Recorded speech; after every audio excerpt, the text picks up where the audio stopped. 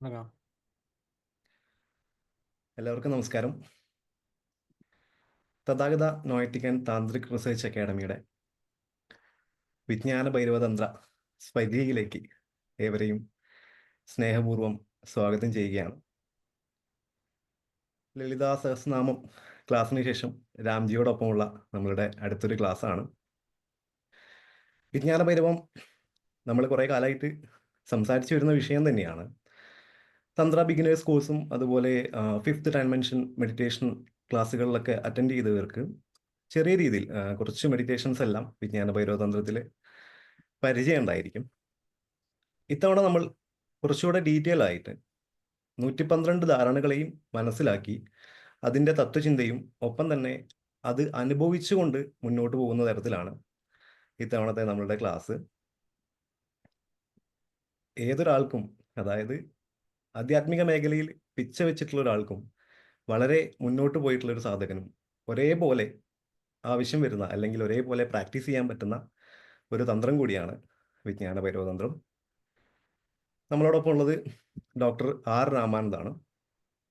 അദ്ദേഹം Abhinav Gupta institute of advance സ്റ്റഡീസിൻ്റെ ഭാരത് സർക്കാരിൻ്റെ കീഴിലുള്ള IKA സെൻ്ററാണ് അഭിനവ് ഗുപ്ത ഇൻസ്റ്റിറ്റ്യൂട്ട്. അതിൻ്റെ ഡയറക്ടറും ഒപ്പം തന്നെ ഋതംബര എക്കോ സ്പിരിച്വൽ കമ്മ്യൂണിൻ്റെ സെക്രട്ടറി കൂടിയാണ്. രാംജിയെ കൂടുതൽ പേർക്കും പരിചയമുണ്ടെന്ന് അറിയാം, എങ്കിലും കുറച്ച് പുതിയ ആളുകളുണ്ട്, അവർക്ക് വേണ്ടി പരിചയപ്പെടുത്തിയതാണ്. ബാക്കി നിങ്ങളാണ് അനുഭവിക്കേണ്ടത്. ആ അറിവിൻ്റെ ഒഴുക്കും അനുഭവത്തിൻ്റെ വെളിച്ചവും എല്ലാം നിങ്ങളിലേക്ക് ചൊരിയട്ടെ എന്ന് പരാശക്തിയോട് പ്രാർത്ഥിച്ചുകൊണ്ട് രാംജിയെ വളരെ സ്നേഹപൂർവ്വം സ്വാഗതം ചെയ്യുന്നു. രാംജി, നമസ്കാരം. വിഷ്ണു പരിചയപ്പെടുത്തിയപ്പം രാംജിയെ പരിചയപ്പെടുത്താൻ ബാക്കി നിങ്ങളാണ് അനുഭവിക്കേണ്ടതെന്നാണ് പറഞ്ഞത്.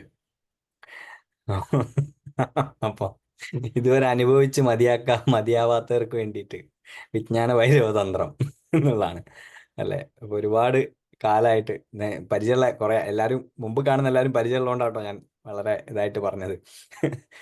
പരിചയമില്ലാത്ത ആളുകൾ ഉണ്ടാവും ഒരുപാട്. നമ്മള് സൗന്ദര്യലഹരി എല്ലാവരും അനുഭവിച്ചു അല്ലേ. ലളിതാ സഹസ്രനാമം എല്ലാവരും അനുഭവിച്ചു, മഹാഭാരതം എല്ലാവരും അനുഭവിച്ചു, ഇനിയിപ്പോ വിജ്ഞാന ഭൈരവതന്ത്രം കൂടി അനുഭവിക്കുക അല്ലേ. വാസ്തവത്തിൽ ആ പറയുന്നതിൽ വലിയ അർത്ഥമുണ്ട്. കാരണം ഭാരതത്തില് ഒരു വിദ്യയും ആം ചെയർ ഫിലോസഫി അല്ല എന്നാ പറയാം. എന്താണ് ആം ചെയർ ഫിലോസഫി? കസേരയിൽ ഇരുന്നിട്ട് ഇങ്ങനെ പറയാ അതങ്ങനെയാണ്, ഇതിങ്ങനെയാണ്, അതങ്ങനെയാണ് എന്നൊക്കെ പറയാം. ഉദാഹരണത്തിന് ഞാൻ പല ക്ലാസ്സിലും പറഞ്ഞിട്ടുണ്ട്. ഇപ്പം ഗ്രീക്ക് തത്വചിന്ത ലോകത്തെ മുഴുവൻ വിസ്മയിപ്പിച്ച ഒരു തത്വചിന്തയാണ് ഗ്രീക്ക് തത്വചിന്ത അല്ലെ. ഇന്ന് നിങ്ങൾ ഗ്രീക്ക് തത്വചിന്ത ഫോളോ ചെയ്ത് ജീവിക്കുന്ന ഏതൊക്കെ മനുഷ്യന്മാരെ കണ്ടിട്ടുണ്ടോ? അങ്ങനെ ഒരാളെയും കാണാൻ സാധിക്കില്ല.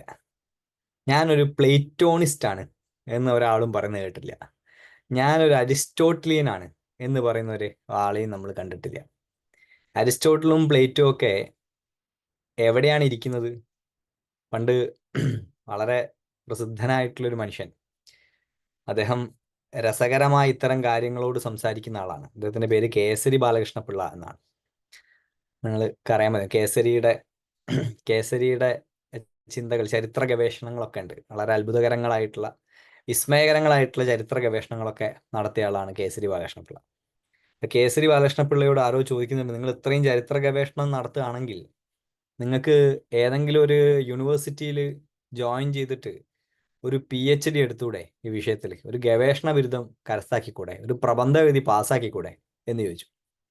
അപ്പൊ അതിന് കേസരി പറഞ്ഞ മറുപടി, വിദ്യാഭ്യാസ സ്ഥാപനങ്ങൾ എന്ന പേരിൽ പുകൾപ്പെട്ട വിശ്വവിദ്യാലയങ്ങളുടെ ഇരുളടഞ്ഞ ഏതോ കോണിൽ ഏതോ അലമാരക്കകത്തിരുന്ന് പൊടി പിടിച്ച് വെളിച്ചം കാണാതെ നശിച്ചു പോകാനുള്ളതല്ല എൻ്റെ കണ്ടുപിടുത്തങ്ങളൊന്നും എന്നാണ് കേസരി മറുപടി പറഞ്ഞത്.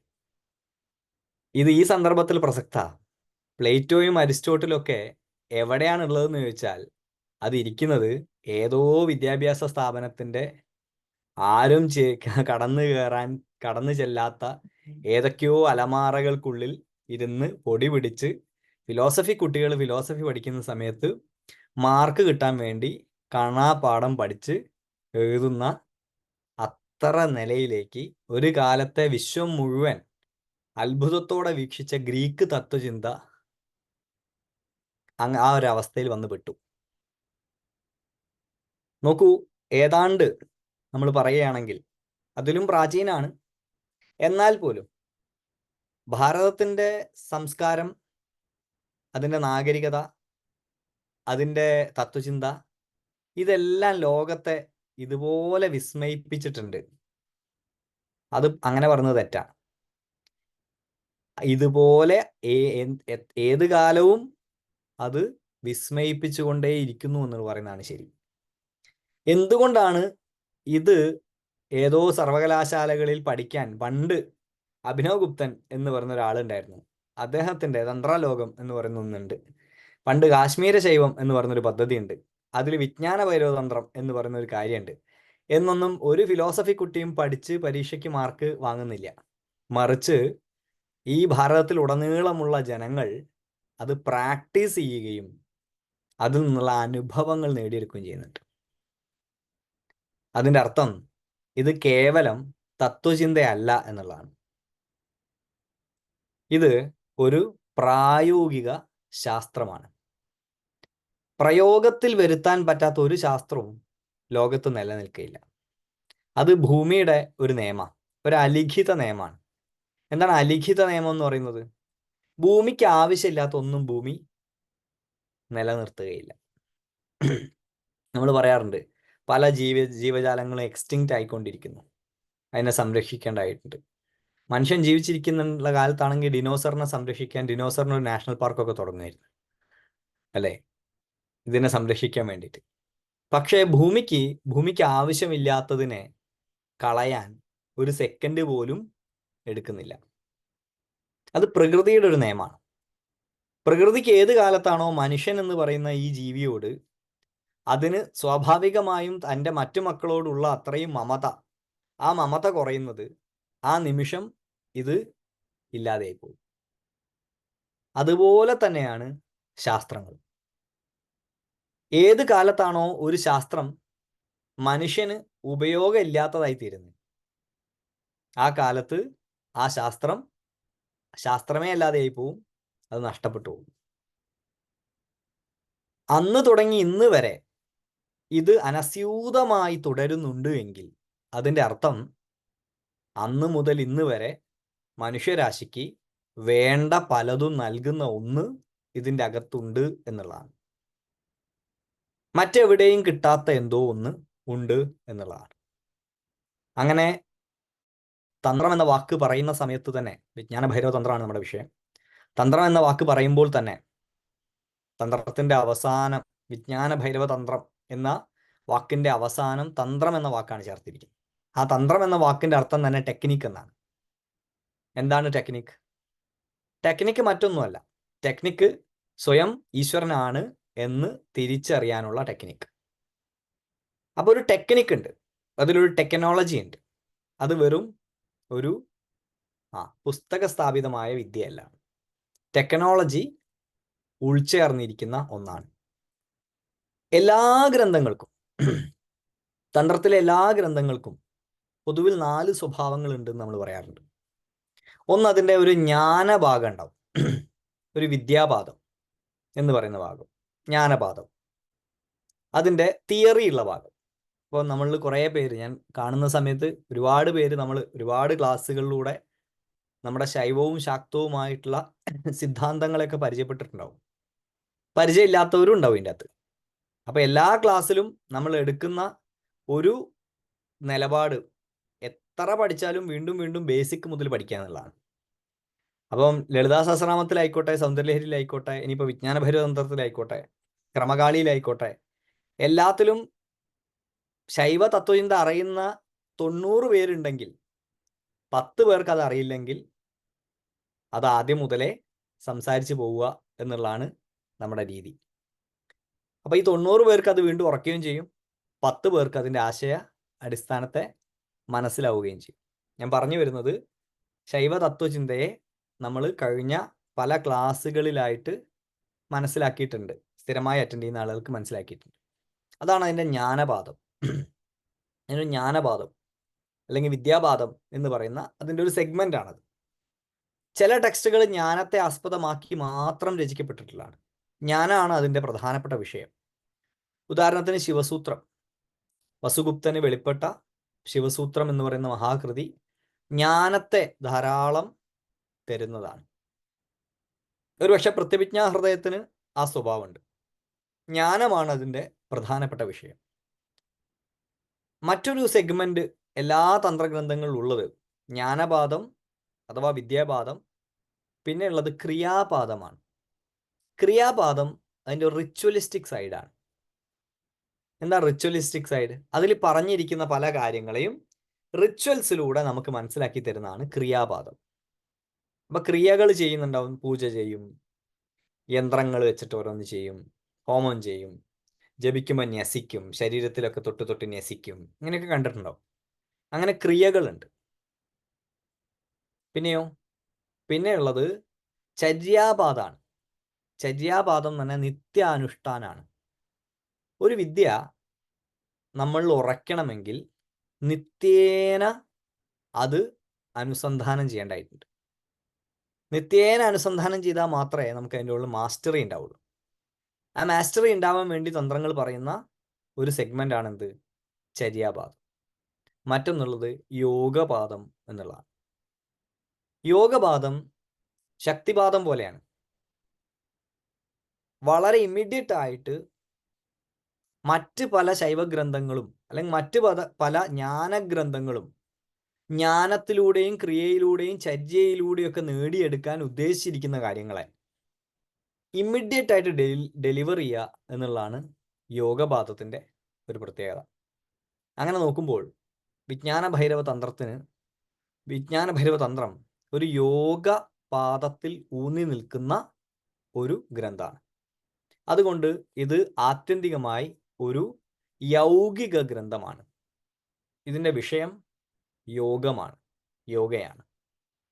യോഗ എന്ന് പറയുന്ന സമയത്ത് നമ്മൾ ഒരിക്കലും ഹഠയോഗത്തിൻ്റെ അല്ലെങ്കിൽ നമ്മൾ കാണുന്ന യോഗ എന്താണ്? കൈ വളയ്ക്കുകയും കാല് വളയ്ക്കുകയും തിരിഞ്ഞു നിൽക്കുകയും ശരീരം കൊണ്ടുള്ള യോഗാഭ്യാസങ്ങൾ, ആ യോഗാഭ്യാസമല്ല.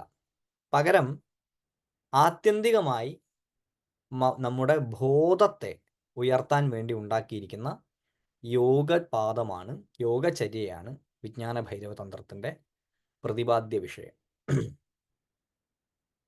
വിജ്ഞാന ഭൈരവ തന്ത്രത്തിൻ്റെ ഒരു ചരിത്രം നമ്മളൊരു ക്ലാസ് തുടങ്ങുന്ന സമയത്ത് ആ ടെക്സ്റ്റ് എവിടുന്ന് വന്നു, എന്താണ് എന്നൊക്കെ മനസ്സിലാക്കേണ്ടതായിട്ടുണ്ട്.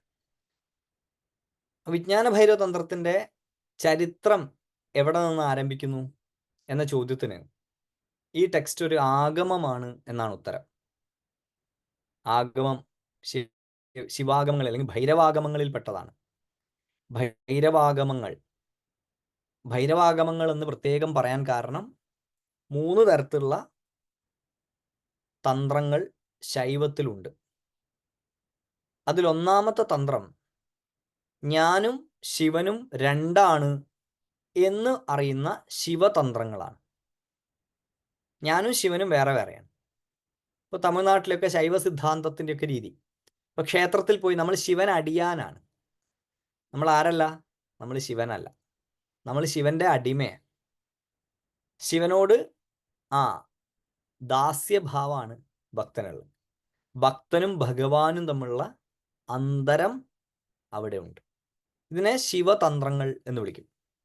അങ്ങനെ 10 ശിവതന്ത്രങ്ങളുണ്ട്.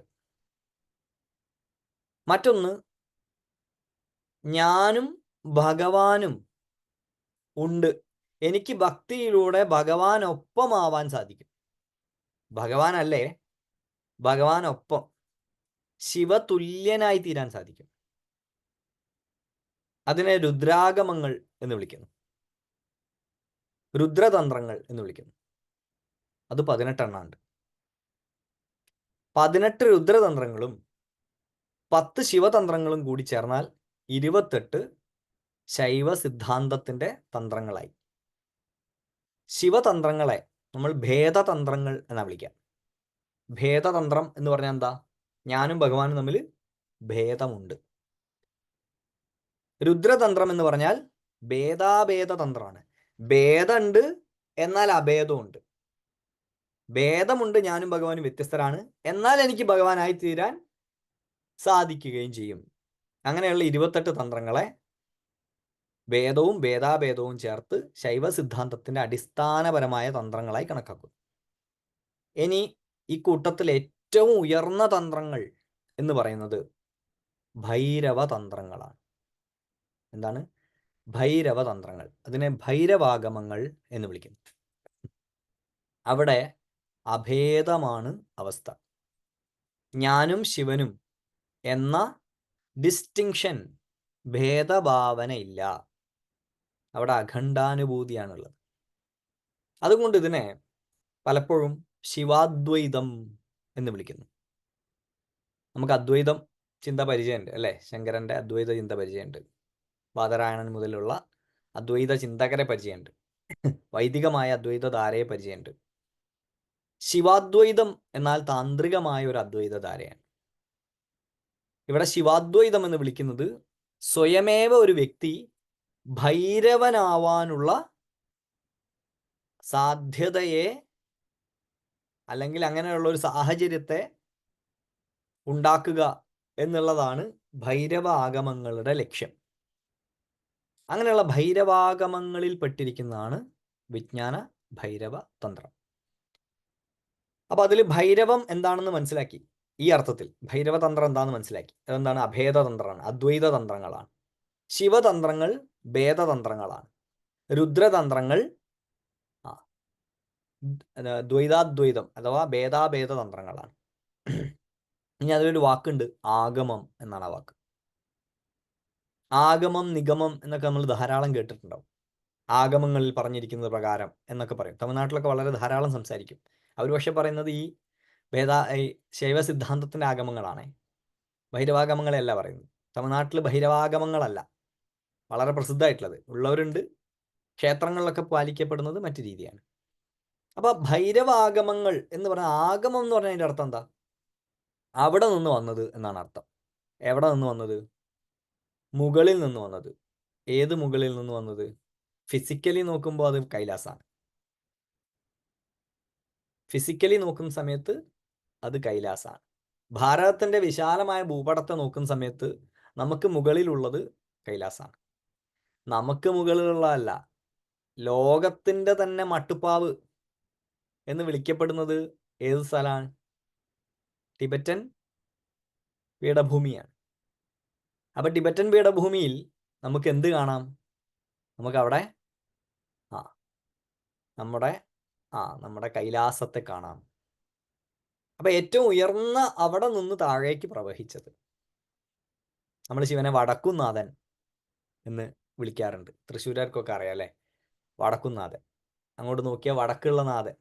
ആ വടക്ക് നിന്ന് താഴോട്ട് വന്നത്, അവിടെ നിന്നല്ല എല്ലാ അറിവും വന്നത്. വടക്കുന്നാഥൻ എങ്ങോട്ടാ തിരിഞ്ഞിരിക്കുന്നത്? തെക്കോട്ടാ തിരിഞ്ഞിരിക്കുന്നത്. അതുകൊണ്ട് ഉപരദക്ഷിണാമൂർത്തി എന്ന് വിളിക്കുന്നു അല്ലേ? ദക്ഷിണ ദിക്കിലേക്ക് തിരിഞ്ഞിരിക്കുന്നത് കൊണ്ട് ദക്ഷിണാമൂർത്തി എന്ന് പറയുന്നു.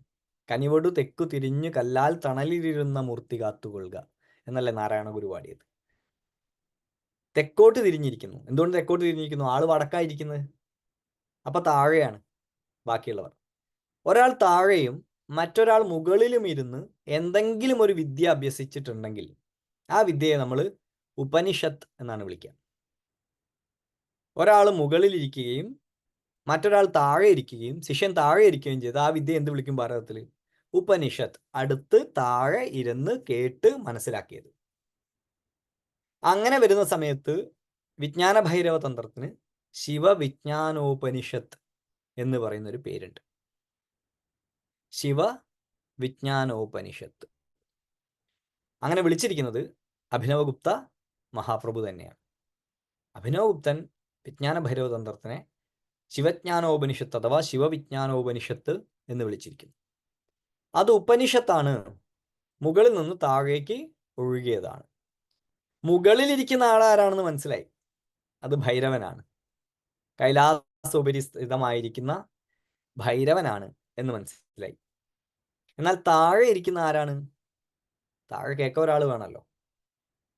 കേൾക്കാനുള്ള ആള് വെറുതെ ഇരിക്കുകയല്ല, കേൾക്കാനുള്ള ആള് ചോദിച്ചാൽ മാത്രമേ ഉത്തരം വരുന്നുള്ളൂ. ആ ചോദ്യം ചോദിക്കുന്ന ആള് ശിവനോട് ചോദ്യം ചോദിക്കാൻ കെൽപ്പുള്ള ഒരേ ഒരാളെ ലോകത്തുള്ളൂ. അത് ശക്തിയാണ്. വേറെ ആർക്കും ആ കെൽപ്പില്ല. ശിവജ്ഞാനം ഒഴുകുന്ന സമയത്ത് അത് സ്വീകരിക്കാൻ കെൽപ്പുള്ള ഒരേ ഒരാളെ ലോകത്തുള്ളൂ. അത് ശക്തിയാണ്. ആ ശക്തിയെ ഭൈരവി എന്ന് വിളിക്കുന്നു. ഭൈരവി ചോദിക്കുകയാണ് ഭൈരവനോട്. ആ ചോദ്യങ്ങളുടെ ഉത്തരാണ് ഭൈരവൻ പറഞ്ഞുകൊണ്ടിരിക്കുന്നത്. അങ്ങനെ ഭൈരവി ചോദിച്ച് ഭൈരവൻ ഉത്തരം നൽകുന്ന തന്ത്രങ്ങളെ നമ്മൾ ആഗമങ്ങൾ എന്ന് വിളിക്കുന്നു. വ്യക്തമായി എന്ന് വിചാരിക്കുന്നു അല്ലേ? ആഗമങ്ങൾ എന്ന് വിളിക്കുന്നു. ആഗമങ്ങളായി ധാരാളം തന്ത്രങ്ങൾ വന്നിട്ടുണ്ട്. നേരത്തെ പറഞ്ഞ 28 തന്ത്രങ്ങൾ വന്നിട്ടുണ്ട്. ഭൈരവ തന്ത്രങ്ങളിൽ 64 ഭൈരവ തന്ത്രങ്ങൾ അങ്ങനെ ഉണ്ടായി എന്നാണ് പറയപ്പെടുന്നത്. ആ ഭൈരവ തന്ത്രങ്ങളുടെ കൂട്ടത്തിൽ വളരെ പ്രസിദ്ധമായ ഒരു തന്ത്രത്തിന്റെ പേരാണ് രുദ്രയാമള തന്ത്രം. രുദ്രയാമള തന്ത്രം. ഭൈരവനോടൊപ്പം യാമളം എന്ന വാക്കിന്റെ അർത്ഥം ചേർച്ച എന്നാണ്. യുഗ്മം എന്നാണ് അർത്ഥം. നമ്മൾ യുഗ്മഗാനം എന്നൊക്കെ പറയാറില്ലേ? യാമളം എന്ന് പറഞ്ഞ അർത്ഥം യുഗ്മം എന്നാണ്. ഭൈരവനോടൊപ്പം ആരാണ് ചേരുന്നത്? ഭൈരവിയാണ് ചേരുന്നത്. അങ്ങനെയെങ്കിൽ ഭൈരവനും ഭൈരവിയും ചേർന്ന് ഉണ്ടാക്കിയിരിക്കുന്ന തന്ത്രങ്ങളാണ്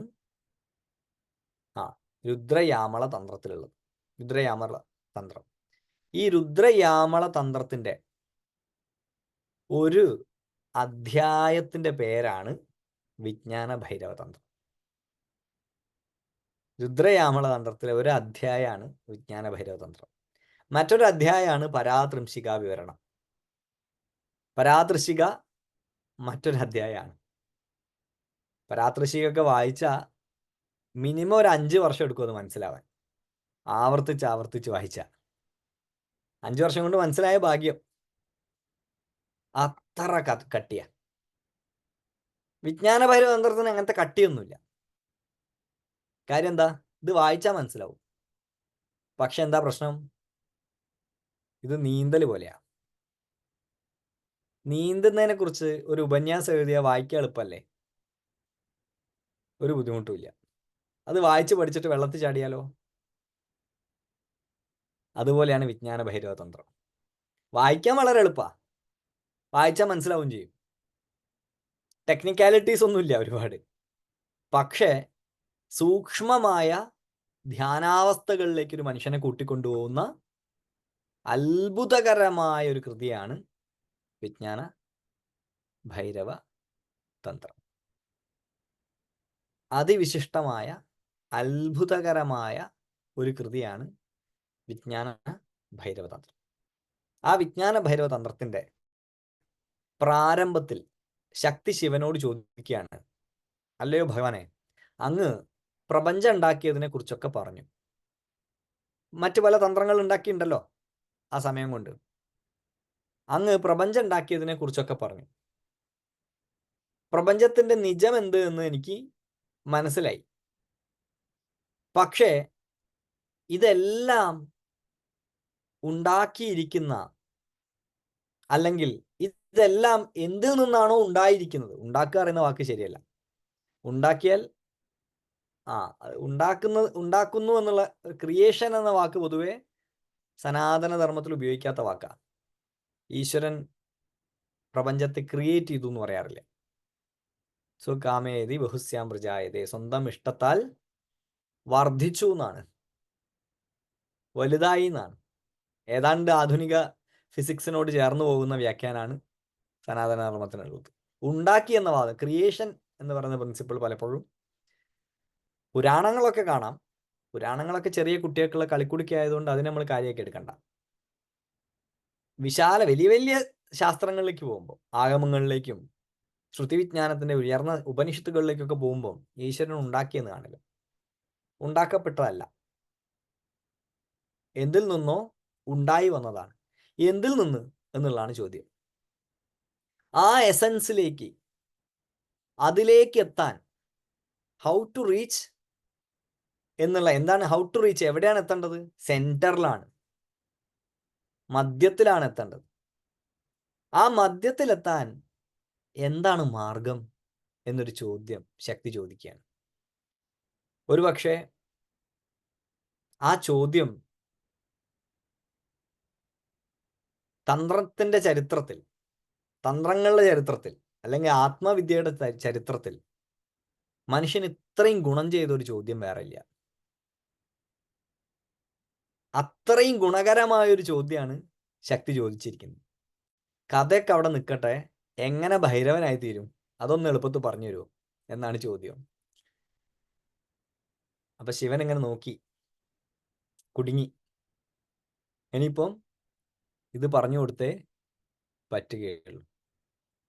ഭഗവാൻ പറഞ്ഞു, നീ തന്ത്രങ്ങളുടെ എല്ലാം സാരമായ ചോദ്യത്തെയാണ് ചോദിച്ചിരിക്കുന്നത്. ഇന്ന് വരെ ഉണ്ടായി വന്നിട്ടുള്ള തന്ത്രങ്ങളുടെ എല്ലാം ആത്യന്തിക സാരത്തെ ഒരു ചോദ്യമായി ചോദിച്ചിരിക്കുകയാണ്. ആ ചോദ്യത്തിന്റെ ഉത്തരം അതീവ രഹസ്യമാണ്.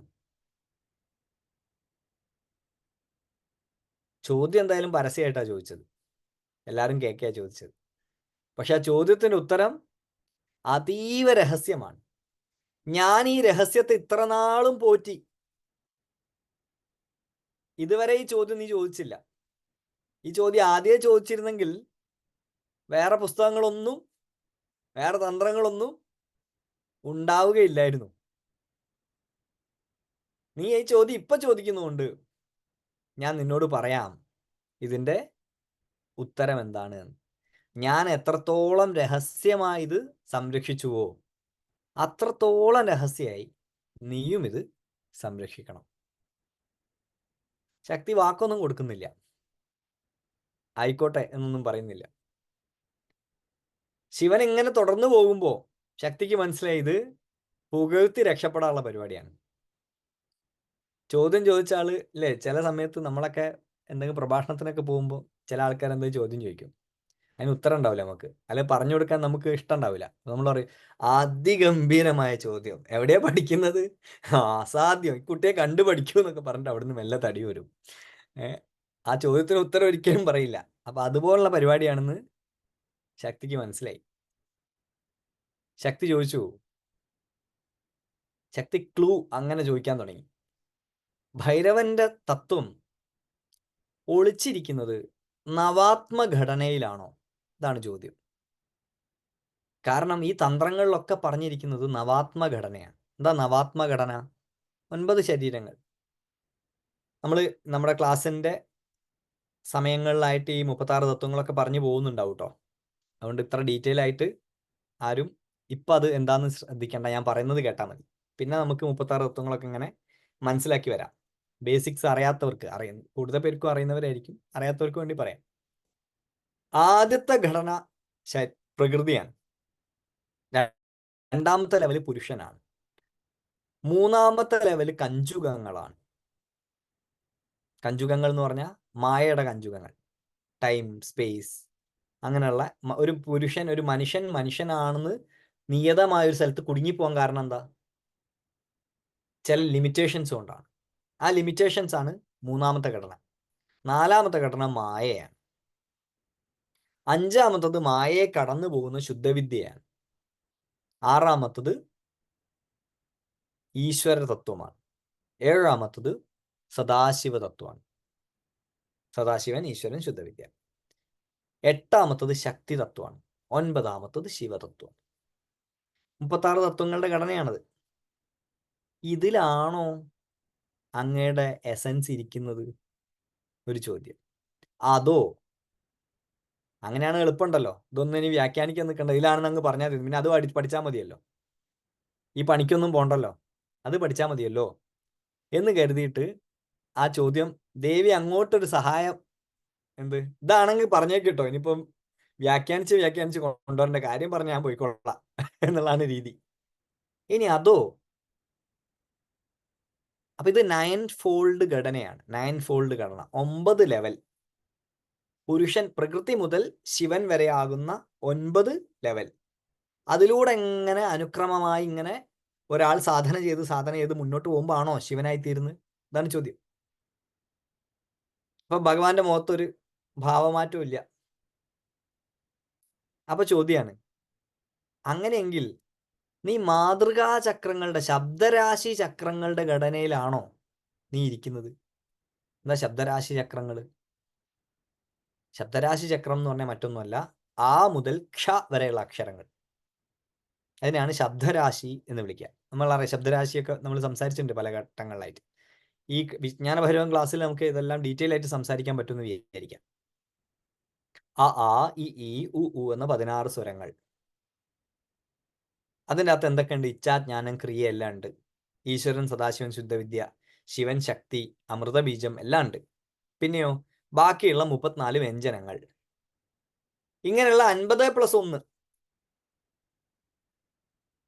50ഉം 50ന്റെ സമഷ്ടിയും 51. അങ്ങനെയുള്ള 50 ഫോൾഡ് ഇതിലാണോ നീ ഇരിക്കുന്നത്?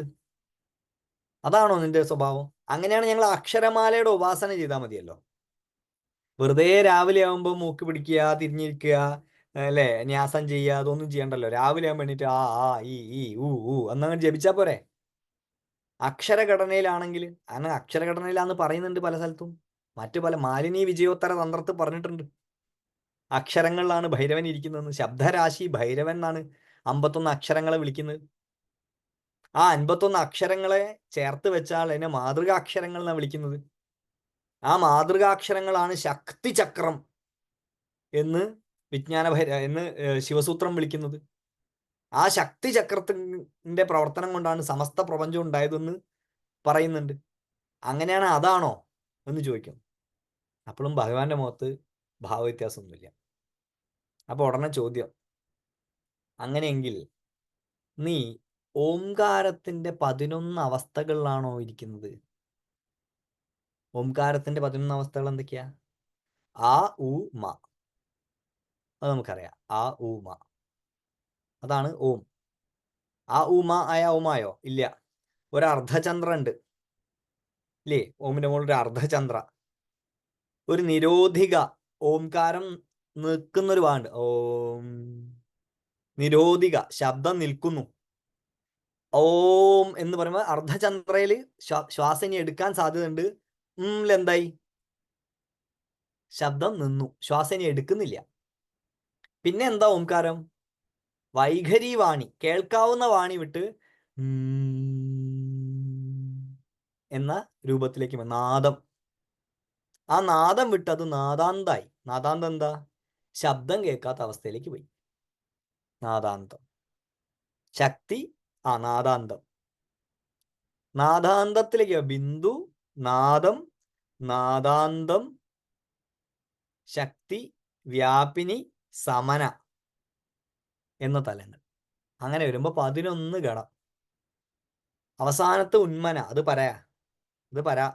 പരാഭൈരവ ഭാവാണ്. അങ്ങനെങ്കിൽ ഓം എന്ന് പ്രണവോപാസന ചെയ്ത് നമ്മൾ എത്തിച്ചേരേണ്ട ഇടമാണോ നിന്റെ ഇടം? അതാണോ നിന്റെ സ്വഭാവം? കാരണം പല ഗ്രന്ഥങ്ങളും, ഇപ്പൊ പരിവരഹസ്യത്തിൽ ഉൾപ്പെടെയുള്ള ഗ്രന്ഥങ്ങൾ എന്ത് പറഞ്ഞിട്ടുണ്ട്? വേറെ ഒരു ഉപാസനയും വേറെ ഒരു മന്ത്രവും ജപിക്കേണ്ട, പ്രണവം അറിഞ്ഞുച്ചരിക്കാൻ ശീലിച്ചാൽ മാത്രം മതി. എന്തായി മാറും? ശിവനായി മാറും. അതാണോ എന്നൊരു ചോദ്യം. അപ്പൊ ഇതുവരെയുള്ള തന്ത്രങ്ങളുടെ എല്ലാം സാരം ചോദിച്ചു കഴിഞ്ഞു. ഇതിന്റെ അപ്പുറത്തൊന്നും പറഞ്ഞിട്ടില്ല.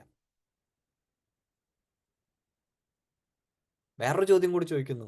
ചക്രരുദ്ധം ക്രമേണ ചക്രങ്ങളിലൂടെ ഉയർന്നു വന്ന് അനച്കമായി തീരുക.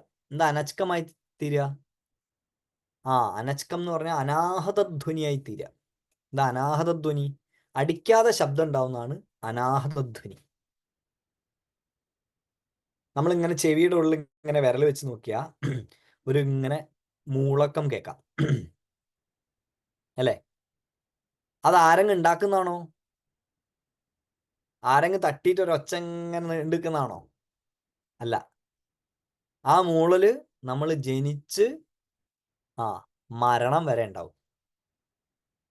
പ്രാണശക്തി ശരീരത്തിൽ നന്നായി വർദ്ധിച്ചിരിക്കുമ്പോൾ ആ മൂളൽ നല്ല ശബ്ദമായിട്ട് കേൾക്കാം. അസുഖമുള്ള സമയത്ത് ചെവിയിൽ വെച്ച ആ മൂളല് ശക്തി കുറഞ്ഞു കാണാം. മരണത്തോടടുക്കുമ്പോൾ ആ മൂളല് കുറഞ്ഞു കുറഞ്ഞു വരികയും കേൾക്കാതാവുകയും ചെയ്യുമെന്ന് ആയുർവേദം അരിഷ്ടലക്ഷണം. ചെവിയിൽ ഇത് വെച്ചിട്ട് കേൾക്കാതെ ആ ശബ്ദം കുറഞ്ഞു കുറഞ്ഞു കുറഞ്ഞു കുറഞ്ഞു വന്നാൽ എന്തായി, ഏതാണ്ട് വിസ തീരാനായിട്ടുണ്ട് എന്ന് മനസ്സിലാക്കുക. ചെവിക്ക് എന്തെങ്കിലും കുഴപ്പമുള്ളവർ കവി ഇട്ട് നോക്കിയിട്ട് പേടിക്കണം കേട്ടോ. ഇനി ആ ചെവി ടെസ്റ്റ് ചെയ്യണം. ഇനിയിപ്പോൾ ചെവി മര്യാദയ്ക്ക് കേൾക്കാത്ത ആളുകൾ ഇത് കൈയിട്ട് നോക്കിയിട്ട് ഒച്ച കേൾക്കില്ല പറഞ്ഞിട്ട് മരിക്കാനായിരുന്നു ക്ലാസ് പറഞ്ഞിട്ടുണ്ട് പറഞ്ഞ് പേടിക്കണ്ട. ഇനി അത് വേറെ കഥ. ഞാൻ ആരോഗ്യമുള്ള എല്ലാ മനുഷ്യന്മാരെ കാര്യമാണ് പറഞ്ഞു കേട്ടോ. ചെവിക്ക് കുഴപ്പമില്ലാത്ത ആൾക്കാരെ കാര്യമാണ് പറഞ്ഞത്. ചെവിക്ക് കുഴപ്പമുള്ള ആളുകൾക്ക് ഇത് ബാധകമല്ലേ, പ്രത്യേക ഡിസ്ക്ലൈമർ. അതാണ് അനച്കം. അത് ശിവധ്വനിയാണ്. അത് ശിവന്റെ ശബ്ദമാണ്. ശരീരത്തിൽ പ്രാണന്റെ സ്പന്ദാണത്. അത് പ്രപഞ്ചം മുഴുവനുണ്ട്. പ്രപഞ്ചം മുഴുവൻ എന്താണ് ശബ്ദം? ഈയിടെ ബ്ലാക്ക് ഹോളിന്റെ ശബ്ദം എന്ന് പറഞ്ഞിട്ട് ഒരു ശബ്ദത്തെ ഡീകോഡ് ചെയ്തു. ആ ശബ്ദം കേട്ടു നോക്കൂ. നിങ്ങളുടെ ഉള്ളിൽ കേൾക്കുന്ന അതേ ശബ്ദം. പ്രപഞ്ചം മുഴുവൻ ഏതൊരു ഋതത്താൽ കോർത്ത് കെട്ടിയിട്ടുണ്ടോ ആ ശബ്ദം ഈ ശബ്ദമാണ്. ആ ശബ്ദം ഭൈരവന്റെ ശബ്ദമാണ്. ഭൈരവധ്വനി. സ്വസ്വനം എന്നാ പറയാ. എന്താ സ്വസ്വനം? സ്വസ്വനം എന്ന് പറഞ്ഞാൽ അനച്കം. ആരും ഒരു പ്രേരണയും കൊടുത്തിട്ടുണ്ടാക്കുന്ന ശബ്ദമല്ല. പ്രേരണ കൊടുത്തുണ്ടാക്കിയ ശബ്ദം ഇല്ലാതെയായി പോകും. ഒരു പ്രേരണയും ഇല്ലാതെ നാദമായി നിൽക്കുന്നത് ശങ്കര നാദശരീരാപര അല്ലെ, നാദമായി നിൽക്കുന്നവനാണ്. അങ്ങനെ ചക്രങ്ങളിലൂടെ കടന്ന് കടന്ന് കടന്ന് വന്ന് ഇതെല്ലാം അവസാനിക്കുമ്പോൾ, ചക്രഭേദം നടക്കുമ്പോൾ കേൾക്കുന്ന അനച്കം, അതാണോ നിന്റെ സ്വഭാവം? ഒന്ന് പറഞ്ഞു തന്നാൽ എളുപ്പമുണ്ടായിരുന്നു എന്ന് ശക്തിയുടെ വക ഒരു ചോദ്യം. ഭൈരവൻ പറഞ്ഞു, നീ തന്ത്രങ്ങളുടെ സാരമായ ചോദ്യങ്ങളൊക്കെ ചോദിച്ചിട്ടുണ്ട്. പക്ഷേ എൻ്റെ രൂപം നവാത്മഘടനയല്ല. ആദ്യത്തെ സംശയത്തിന് ഉത്തരം പറഞ്ഞു. ഞാൻ നവാത്മഭേദനത്തിലൂടെ എത്തിച്ചേരാവുന്ന ഒരാളല്ല.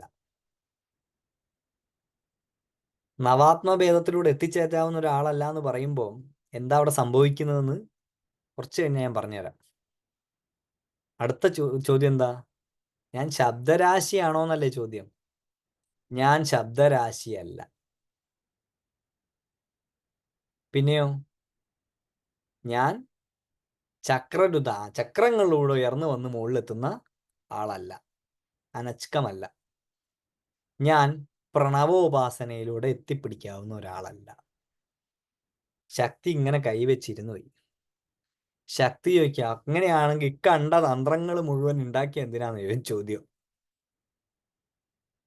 ഇത്രയും തന്ത്രങ്ങൾ ഉണ്ടാക്കിയില്ലേ? ഇതൊക്കെ മനുഷ്യന്മാർ പഠിക്കാൻ തുടങ്ങിയില്ലേ ശിവനാവാൻ വേണ്ടിയിട്ട്? അപ്പൊ ഭഗവാൻ പറയാണ്, അതൊക്കെ അല്പബുദ്ധികളെ പറ്റിക്കാൻ ഞാൻ ഉണ്ടാക്കിയാണ്. ഇത് വിജ്ഞാനഭൈരവ തന്ത്രത്തിലെ ഭഗവാന്റെ മറുപടിയാണ്. വൈദികര് ദേഷ്യം പിടിക്കേണ്ട, വേദത്തിനെ ഒഴിവാക്കിയാണ്. ഞങ്ങൾ തന്ത്രത്തിന്റെ കാര്യം മാത്രമാണ് പറയുന്നത്. അങ്ങനെ പറഞ്ഞ ആളുകൾ വിചാരിക്കും, ഓ താന്ത്രികർക്ക് വൈദികരെ കുറ്റം പറയാൻ വേണ്ടി ഉണ്ടാക്കിയാണ്. അല്ല, ഞങ്ങളെ കാര്യം ഒന്നല്ല പറഞ്ഞു, ഞങ്ങളെ കാര്യം തന്നെയാ പറയുന്നത്.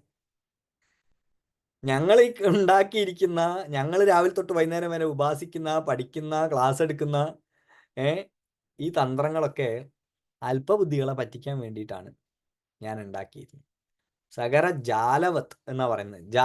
ജാലമാണ്. എന്താണ് ജാലം? ഒരു മെജിഷ്യൻ കാണിക്കുന്ന കൺകെട്ടാണ് അതാണ് കാണിച്ചിരിക്കുന്നത്. ഇനി എന്താ പറയുന്നത്? ഇനി പറയാണ്, ഇതൊക്കെ മായ കൊണ്ട് നിർമ്മിച്ചിരിക്കുന്നവയും. കേൾക്കാമോ?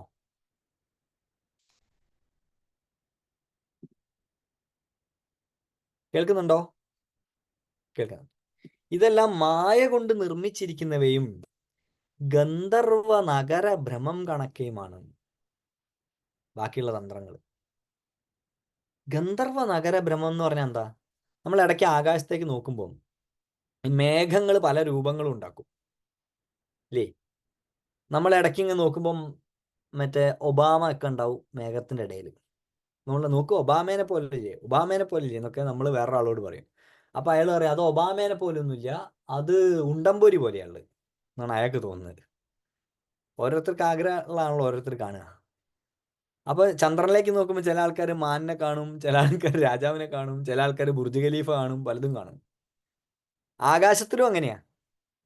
നമ്മുടെ മനോവ്യാപാരങ്ങൾക്കനുസരിച്ച്, വികല്പങ്ങൾ അനുസരിച്ച് നമ്മൾ അതിൽ കാണുന്ന ഓരോ പാറ്റേൺസിനും ഓരോ രൂപങ്ങൾ ഇങ്ങനെ ചമച്ചുകൊണ്ടിരിക്കും. പക്ഷെ അതൊക്കെ സത്യമാണോ? അതൊന്നും സത്യമല്ല. അതുപോലെയാണ് മറ്റു തന്ത്രങ്ങളൊക്കെ എന്നാണ് ശിവൻ പറഞ്ഞിരിക്കുന്നത്. പാർവതി ആകെ കുടുങ്ങിപ്പോയി. പാർവതി വിചാരിച്ചിട്ടുണ്ടോ ഈ ചോദ്യം ചോദിക്കണ്ടായിരുന്നു? ഈ ചോദ്യം ചോദിച്ചാൽ ഈ തന്ത്രങ്ങളൊക്കെ പഠിപ്പിക്കുന്ന ആൾക്കാരൊക്കെ ഇനി പാർവതീൻ്റെ അടുത്ത് വന്ന് ചോദിക്കില്ല, എന്തിനാണ് നിങ്ങൾ വേണ്ടാത്ത ചോദ്യം ചോദിക്കാൻ പോയത്? ഞങ്ങൾ ഇതൊക്കെ പഠിപ്പിച്ച് ജീവിക്കല്ലേ. അതിൻ്റെ ഇടയ്ക്ക് ശിവൻ തന്നെ പറഞ്ഞാലോ അത് ഞാൻ ഉണ്ടാക്കിയ ആളെ പറ്റിക്കാനാണെന്ന് എന്ന് ചിലപ്പോൾ പാർവതിക്ക് തോന്നിയിട്ടുണ്ടാവും. നമുക്കും തോന്നും. എന്താണ് അങ്ങനെ പറയാൻ കാരണം? എന്താണ് അങ്ങനെ ഒരു സംശയം? അങ്ങനെ പറയുന്ന സമയത്ത് ശിവൻ മറുപടി പറയാണ്, കഠിനമായിട്ടുള്ള മരുന്ന്, കഴിക്കാൻ ബുദ്ധിമുട്ടുള്ള മരുന്ന് അമ്മമാര് കുട്ടികൾക്ക് എങ്ങനെയാ കൊടുക്കുക? തേൻ പുരട്ടിയിട്ടാ കൊടുക്കുക. തേൻ ഗുണമുള്ള സാധനമല്ല. ഏത് തേൻ ഗുണമുണ്ട്, ആ മരുന്നിന്റെ ഗുണമല്ലല്ലോ തേനിന് ആ സമയത്ത്. അല്ലെ മധുരം പുരട്ടുന്നത് മധുരത്തിന്റെ ഗുണത്തിന് വേണ്ടിയിട്ടല്ല, കുട്ടീനെ പറ്റിക്കാനാ. അതുപോലെ മറ്റ് തന്ത്രങ്ങളൊക്കെ മിഠായി പോലെയാണ്. അതിങ്ങനെ നുണഞ്ഞ് നുണഞ്ഞ് നുണഞ്ഞ് നുണഞ്ഞ് നുണഞ്ഞ് നുണഞ്ഞ് നുണഞ്ഞ് വരും നമ്മൾ. അവസാനം നമുക്ക് എന്ത് മനസ്സിലാവും? ഇതൊന്നുമല്ല സത്യം, ഇതായിരിക്കുന്നു യഥാർത്ഥ പരമ്പൊരുളിലേക്കുള്ള പാത. ആ പരമ്പൊരുളിലേക്കുള്ള പാത ഇതാണ് എന്ന് അർത്ഥശങ്കയ്ക്കിടയില്ലാത്ത വിധം ഭൈരവൻ സ്വമേധയാ പ്രഖ്യാപിക്കുന്ന ഗ്രന്ഥമാണ് വിജ്ഞാന ഭൈരവതന്ത്രം. അത്ര ഉറപ്പോടുകൂടിയാണ് പ്രഖ്യാപിക്കുന്നത്. ആ ഉറപ്പോടുകൂടി ഭഗവാൻ പറയുകയാണ്, മറ്റൊരു പരിപാടിയും, മറ്റൊരു തന്ത്രങ്ങളും, മറ്റൊരു വിദ്യകളും നിനക്ക് ഗുണമായി വന്നില്ല എങ്കിലും ഭൈരവത്വത്തെ അറിയണമെന്ന് ഏതെങ്കിലും ഒരുവൻ വിശ്വസിക്കുന്നുവോ, ആഗ്രഹിക്കുന്നുവോ, അവനിതാ ദ റോയൽ പാത്ത്, രാജകീയമായ പാത ഇതാ ഞാൻ തുറന്നു തരുന്നു എന്ന് പറഞ്ഞിട്ടാണ് വിജ്ഞാന ഭൈരവതന്ത്രം തുടങ്ങുന്നത്. അങ്ങനെ അത് തുടങ്ങുന്ന സമയത്ത് നമ്മൾ പറഞ്ഞു ഫിസിക്കൽ സ്പിയറിൽ ഇത് ഇരിക്കുന്നത് കൈലാസമാണ് എന്ന് പറഞ്ഞു. അപ്പൊ ഏത് കാലത്തായിരിക്കും ഇത് പറഞ്ഞിട്ടുണ്ടാവുക? ആ ഈ കാലത്തെക്കുറിച്ചുള്ള ചിന്ത ഭാരതീയന്റെ ചിന്തയല്ല കേട്ടോ. ഭാരതീയന് അങ്ങനെ ഒരു ചിന്തയൊന്നുമില്ല. ഉണ്ടോ? ശ്രീരാമചന്ദ്രൻ ജനിച്ചത് AD അല്ലെങ്കിൽ BC ഇത്രാമത്തെ ഇതില് എന്ന് നമ്മൾ ചിന്തിക്കാറുണ്ടോ? ചിന്തിക്കാറില്ല. ഭാരതീയമായ ചിന്തയിലില്ല. എന്നാലും നമ്മൾ യുഗകൽപ്പനയൊക്കെ പറയും. നമ്മളെ വിശാലമായ യുഗകൽപ്പനയാണ്. ശ്രീരാമൻ ജനിച്ചത് ത്രേതയിലാ, ശ്രീകൃഷ്ണൻ ജനിച്ചത് ദ്വാപരത്തിലാ. പിന്നെ പ്ലാനറ്ററി പൊസിഷൻസ് ഒക്കെ പറയും, അല്ലാതെ ഒരു ഡേറ്റ് പറയാറില്ല. എന്തുകൊണ്ട്? വളരെ കൃത്യമായിട്ട് ഒരു ഡേറ്റിന്റെ ഉള്ളിൽ ഒതുങ്ങി നിൽക്കുന്നതല്ല വിദ്യ എന്നുള്ളതുകൊണ്ട്. വിദ്യയെ ഒരിക്കലും ഒരു സമയത്തിൻ്റെ ഉള്ളിൽ ഒതുക്കി നിർത്താൻ പറ്റില്ല. ടെമ്പൊറാലിറ്റിയെ കൊണ്ടുവന്നുകൊണ്ട്, സമയത്തെ കൊണ്ടുവന്നുകൊണ്ട്, കാലത്തെ കൊണ്ടുവന്നുകൊണ്ട് ഒരു വിദ്യയെ ഒരിക്കലും എന്ത് ചെയ്യാൻ പറ്റില്ല? നിയതമാക്കുവാൻ സാധ്യമല്ല. അതുകൊണ്ട് വിജ്ഞാന ഭൈരവ തന്ത്രം എപ്പോൾ ഉണ്ടായി എന്ന ചോദ്യം വാസ്തവത്തിൽ അപ്രസക്താണ്. ആരുണ്ടാക്കി എന്ന ചോദ്യം ഭഗവാൻ നേരിട്ടുണ്ടാക്കി എന്നാണ് ഉത്തരം. ഭൈരവ തന്ത്രങ്ങളിൽ ഭഗവാൻ നേരിട്ടുണ്ടാക്കി എന്ന് തന്നെയാണ് പറയുന്നത്. അതുകൊണ്ടാണ് ആഗമം എന്ന് പറഞ്ഞിരിക്കുന്നത്. വിദേശികളായിട്ടുള്ള എഴുത്തുകാരന്മാർക്ക് ഇതിനൊരു പിതാവ് ഉണ്ടാവേണ്ടത് നിർബന്ധമാണ്. അതുകൊണ്ട് ചില പണ്ഡിതന്മാരൊക്കെ കേയൂരവതിയാണ്. കേയൂരവതി ആരാണ്? മംഗല ജ്ഞാനനേത്രൻ കേയൂരവതി. കേയൂരവതിയാണ് വിജ്ഞാന ഭൈരവ തന്ത്രത്തിൻ്റെ, ഞാൻ വിക്കിപീഡിയ ഒരു ദിവസം നോക്കിയപ്പോൾ അതിൻ്റെ അകത്ത് കേയൂരവതി ആണ് വിജ്ഞാന ഭൈരവ തന്ത്രത്തിൻ്റെ സ്രഷ്ടാവ് എന്ന് ഒരു പ്രഗത്ഭനായ വിദേശ പണ്ഡിതൻ എഴുതിയിരിക്കുന്നു. അപ്പോൾ അദ്ദേഹത്തായിട്ട് എനിക്ക് പരിചയമുണ്ട്. ഞാൻ അദ്ദേഹത്തിന് ഒരു മെസ്സേജ് അയച്ചു. അങ്ങ് ഈ പറയുന്ന റെഫറൻസ് എവിടെയാണ്? ഏതെങ്കിലും തന്ത്രങ്ങൾ എന്ന് വേണമല്ലോ, അല്ലാതെ എനിക്ക് അങ്ങനെയാണ് തോന്നുന്നതെന്ന് അയാൾ പറയാം. അയാൾക്ക് തോന്നുന്നത് വെച്ചിട്ട് അയാൾ എവിടെയോ എഴുതി വിട്ടത് വിക്കിപീഡിയ എടുത്ത് ന്യൂസ് ആക്കിയിരിക്കുകയാണ്, അല്ല അതാക്കിയിരിക്കുക. അപ്പോൾ നാളെ വിജ്ഞാന ഭൈരവതന്ത്രം പഠിക്കുന്ന ഒരു കുട്ടി എന്ത് വിചാരിക്കും? കേയൂരവതി എന്ന് പറഞ്ഞൊരു മനുഷ്യൻ നിർമ്മിച്ച സാധനമാണിത്. അപ്പോൾ തന്നെ അതിന് എന്ത് സംഭവിക്കുന്നു? ഒരു മനുഷ്യനുള്ള എല്ലാവിധ പ്രശ്നങ്ങളും ആ ഗ്രന്ഥത്തിന് മുകളിൽ ആരോപിക്കപ്പെടുന്നു. നേരെ മറിച്ച് നമ്മൾ എന്താ പറയുന്നത്? അത് ഭൈരവനാൽ നിർമ്മിക്കപ്പെട്ടിരിക്കുന്നതാണ്. ഒരു മനുഷ്യനും നിങ്ങൾക്ക് ഭൈരവബോധത്തെ തരാൻ പറ്റില്ല. ഭൈരവന് മാത്രമേ നിങ്ങൾക്ക് ഭൈരവബോധത്തെ അനുഭവിപ്പിക്കുവാൻ സാധ്യമായിട്ടുള്ളൂ. അപ്പോൾ ആ ടെക്സ്റ്റിൻ്റെ വാലിഡിറ്റി എന്ന് പറയുന്നത് അത് ഭൈരവനാൽ നിർമ്മിതമായിരിക്കുന്നതുകൊണ്ടാണ്. എവിടെ വെച്ച് നിർമ്മിതമായി? കൈലാസത്തിൽ എന്നാണ് നമ്മൾ കണ്ടത്. ഫിസിക്കൽ സ്പേസിലേക്ക് കൊണ്ടുവരുന്ന സമയത്ത് അതിന് ശിവൻ തന്നെ ഉത്തരം പറയാണ്, ഞാൻ ഇരിക്കുന്നത് കൈലാസത്തിലാണ് എന്ന് ചില വിഡ്ഢികൾ ചിന്തിക്കുന്നുണ്ടെന്ന്. വിജ്ഞാനപരമായ തന്ത്രത്തിന് തുടക്കത്തിലുള്ള ഞാനിരിക്കുന്നത് കൈലാസത്തിലാണെന്ന് ചില വിഡ്ഢികൾ ചിന്തിക്കുന്നുണ്ട്. ഞാനിരിക്കുന്ന കൈലാസത്തിൽ ഇന്ന യുഗത്തിലാണ് ഞാൻ ഇതെല്ലാം ചെയ്തതെന്ന് മറ്റു ചില വിഡ്ഢികൾ ചിന്തിക്കുന്നുണ്ട്. പിന്നെന്താ? ഞാൻ അവതാരം എടുത്തിരിക്കുന്നത്, അവതാരമല്ല, ശിവൻ എന്നുള്ള ഭാവത്തിൽ ഇരിക്കുന്നത് അസുര നിഗ്രഹത്തിനായിക്കൊണ്ടാണ്. ത്രിപുരാന്തകൻ എന്നൊക്കെ പേരില്ലേ? ജലന്ധരനെ കൊന്നു, ത്രിപുരനെ കൊന്നു, ആരൊക്കെ കൊന്നു അല്ലേ? ത്രിപുരാന്തകൻ, ത്രിപുരാരിയാണ് പരമശിവൻ. അതൊക്കെ ശുദ്ധ ബോഷ്കാണെന്നാണ് വിജ്ഞാന ഭൈരവതന്ത്രത്തിൽ ഭഗവാൻ പറയുന്നത്. ഞാനിരിക്കുന്നത് കൈലാസത്തിലുമല്ല, എനിക്കൊരു സമയവുമില്ല, ഞാൻ എക്സിസ്റ്റ് ചെയ്യുന്ന എൻ്റെ ഉണ്മ അസുര നിഗ്രഹത്തിനായിക്കൊണ്ടുമല്ല. ഇത് പുരാണങ്ങളുടെ രീതിവിശേഷമാണ്. എന്നാൽ ആത്മവിദ്യയുടെ രീതിവിശേഷമല്ല. ആത്മവിദ്യയുടെ രീതിവിശേഷം എന്താണ്? പരമശിവത്വം എന്ന അതീതമായ, മനുഷ്യനതീതമായ, മനസ്സിനതീതമായ, മനനാതീതമായ അവബോധത്തിൻ്റെ തലത്തെ അനുഭവിക്കുക എന്നുള്ളതാണ്. അതുകൊണ്ട് ഭൈരവം എന്ന വാക്കിൻ്റെ അർത്ഥം ശുദ്ധബോധത്തിൻ്റെ തെളിമയാർന്ന പ്രവാഹം എന്നാണ്. അപ്പോൾ എൻ്റെ സ്വരൂപം ശുദ്ധബോധമായിരിക്കുന്ന അവസ്ഥയാണ്. ഞാൻ ഈ ഗ്രന്ഥത്തിലൂടെ ഉദ്ദേശിച്ചിരിക്കുന്നത് ആ ശുദ്ധബോധത്തിൻ്റെ പ്രവാഹത്തെ അനുഭവിപ്പിക്കുവാൻ വേണ്ടിയാണ്, അല്ലെങ്കിൽ ശിവനാക്കി മാറ്റുവാനാണ്. ശിവം ഭൂത്വ ശിവം യജേത്. ശിവനെ യജിക്കണമെങ്കിൽ ശിവനായിത്തീരണം. ലോകത്തെ വിസ്മയകരമായിട്ടുള്ള അല്ലെങ്കിൽ അത്ഭുതകരമായിട്ടുള്ള വിപ്ലവകരമായിട്ടുള്ള മുദ്രാവാക്യം ഏതാണ് എന്ന ചോദ്യത്തിന് ഇൻകുലാബ് സിന്ദാബാദ് എന്നാണ് ഉത്തരമെങ്കിൽ അതല്ല, അതിലും ശക്തമായ മുദ്രാവാക്യം ഉണ്ടായിട്ടുണ്ടെന്ന് യൂറോപ്പ് പറയും. യൂറോപ്പ് പറയുന്നത് അത് ഫെഡറിക് നീഷെ പറഞ്ഞ മുദ്രാവാക്യമാണെന്നാണ്. വിപ്ലവം ജയിക്കട്ടെ എന്ന് പറയുന്നതുകൊണ്ട് വലിയ പ്രശ്നമൊന്നുമില്ല. ബൂർഷ്വാസികൾ എന്ന് പറയപ്പെടുന്ന ഒരു വിഭാഗം മാത്രമേ അതിന് എതിരെ വരാൻ സാധ്യതയുള്ളൂ. ഫെഡറിക് നീഷെ പറഞ്ഞത് ദൈവം മരിച്ചു എന്നാ. ലോകത്തെ ഏറ്റവും ശക്തമായിട്ടുള്ള ഇൻസ്റ്റിറ്റ്യൂഷന്റെ പേര് മതം എന്നാണ്. മതം മുഴുവൻ, എല്ലാ മതങ്ങളും ജീവിക്കുന്നത് ദൈവത്തിന്റെ പേരിലാണ്. ദൈവം മരിച്ചു എന്ന് പറയണമെങ്കിൽ അസാമാന്യമായ ധീരത വേണം എന്നാ പറയുന്നത്. കൊന്നുകളയും. പക്ഷെ ഫെഡറിക് നീഷെ അത് പറഞ്ഞു.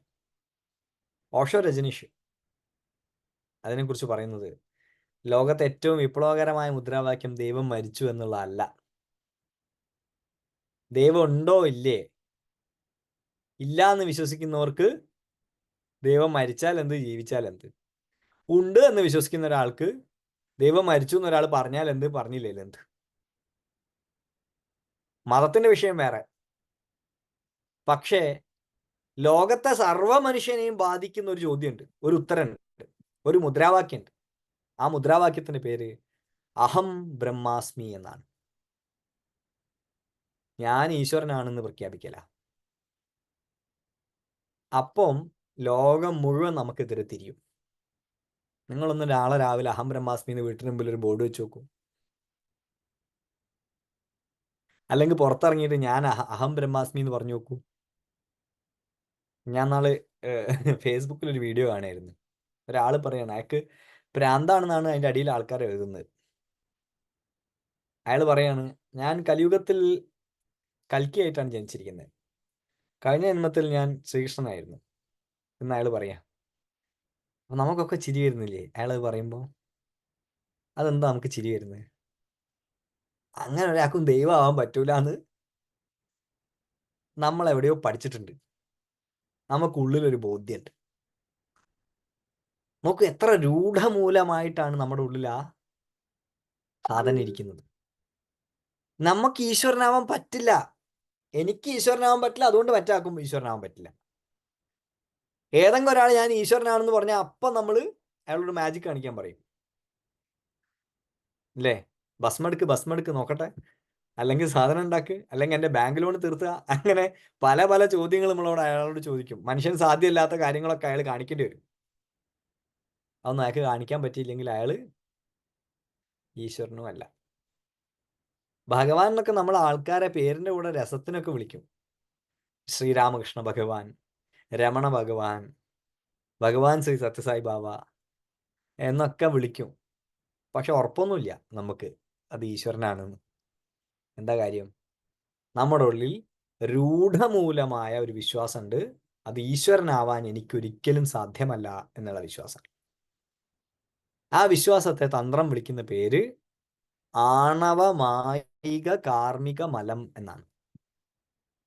ആണവമലം, മായികമലം, കാർമികമലം. ഈ ത്രിമലങ്ങളാകുന്ന മൂടുപടമുള്ളത് കൊണ്ട് നമുക്ക് ഈശ്വരനാവാൻ സാധ്യമല്ല എന്ന് നമ്മുടെ ഉള്ളിൽ ഉറച്ചിരിക്കുന്നൊരു ബോധ്യമുണ്ട്. ആ ബോധ്യത്തിന്റെ മേലെ എന്ത് കത്തി കൊണ്ട് ഈ 3 മലങ്ങളെയും വെട്ടിമാറ്റും? ഇതാണ് വിജ്ഞാന ഭൈരവ തന്ത്രത്തിന്റെ പ്രൊസീജിയർ. ആദ്യത്തെ മലമായ ആണവമലത്തെ വെട്ടിമാറ്റാൻ ആണവോപായം എന്ന് പറയുന്ന ഉപായം, മായിക മലത്തെ വെട്ടിമാറ്റാൻ ശാക്തോപായം എന്ന് പറയുന്ന ഉപായം, കാർമിക മലത്തെ വെട്ടിമാറ്റാൻ ശാംഭവോപായം എന്ന് പറയുന്ന ഉപായം. ആദ്യത്തെ വിജ്ഞാന ഭൈരവതന്ത്രത്തിൽ നമ്മൾ നാളേക്ക് ആയിട്ട് സംസാരിക്കുന്ന ആദ്യത്തെ ധാരണകളിൽ ആദ്യത്തെ 3 ധാരണകൾ തന്നെ ആണവ, ശാക്ത, ശാംഭവ ഉപായങ്ങളിൽപ്പെട്ട ധാരണകളാണ്. ഇതെന്തൊക്കെയാണെന്ന് നമുക്ക് ഡീറ്റെയിൽ ആയിട്ട് മനസ്സിലാക്കാം. ഇങ്ങനെയുള്ള ആണവ, ശാക്ത, ശാംഭവ ഉപായങ്ങളിലൂടെ നിരന്തരമായ ഒരു മനുഷ്യൻ മുന്നോട്ട് പോകുന്ന സമയത്ത് അയാൾക്ക് ശാംഭവബോധം അഥവാ ശംഭു ആണെന്നുള്ള ബോധം, ഭൈരവത്വം ഉള്ളിൽ വിളങ്ങും എന്ന് പറയുന്നു. ഭൈരവത്വം ഉള്ളിൽ തെളിഞ്ഞ് പ്രകാശിക്കും എന്ന് പറയും. അതുകൊണ്ട് വിജ്ഞാന ഭൈരവ തന്ത്രത്തിന്റെ മെത്തഡോളജി എന്ന് പറയുന്നത് എന്താണോ പ്രശ്നം ആ പ്രശ്നത്തെ പരിഹരിക്കാനുള്ള ടെക്നിക്ക് അവതരിപ്പിക്കുക എന്നുള്ളതാണ്.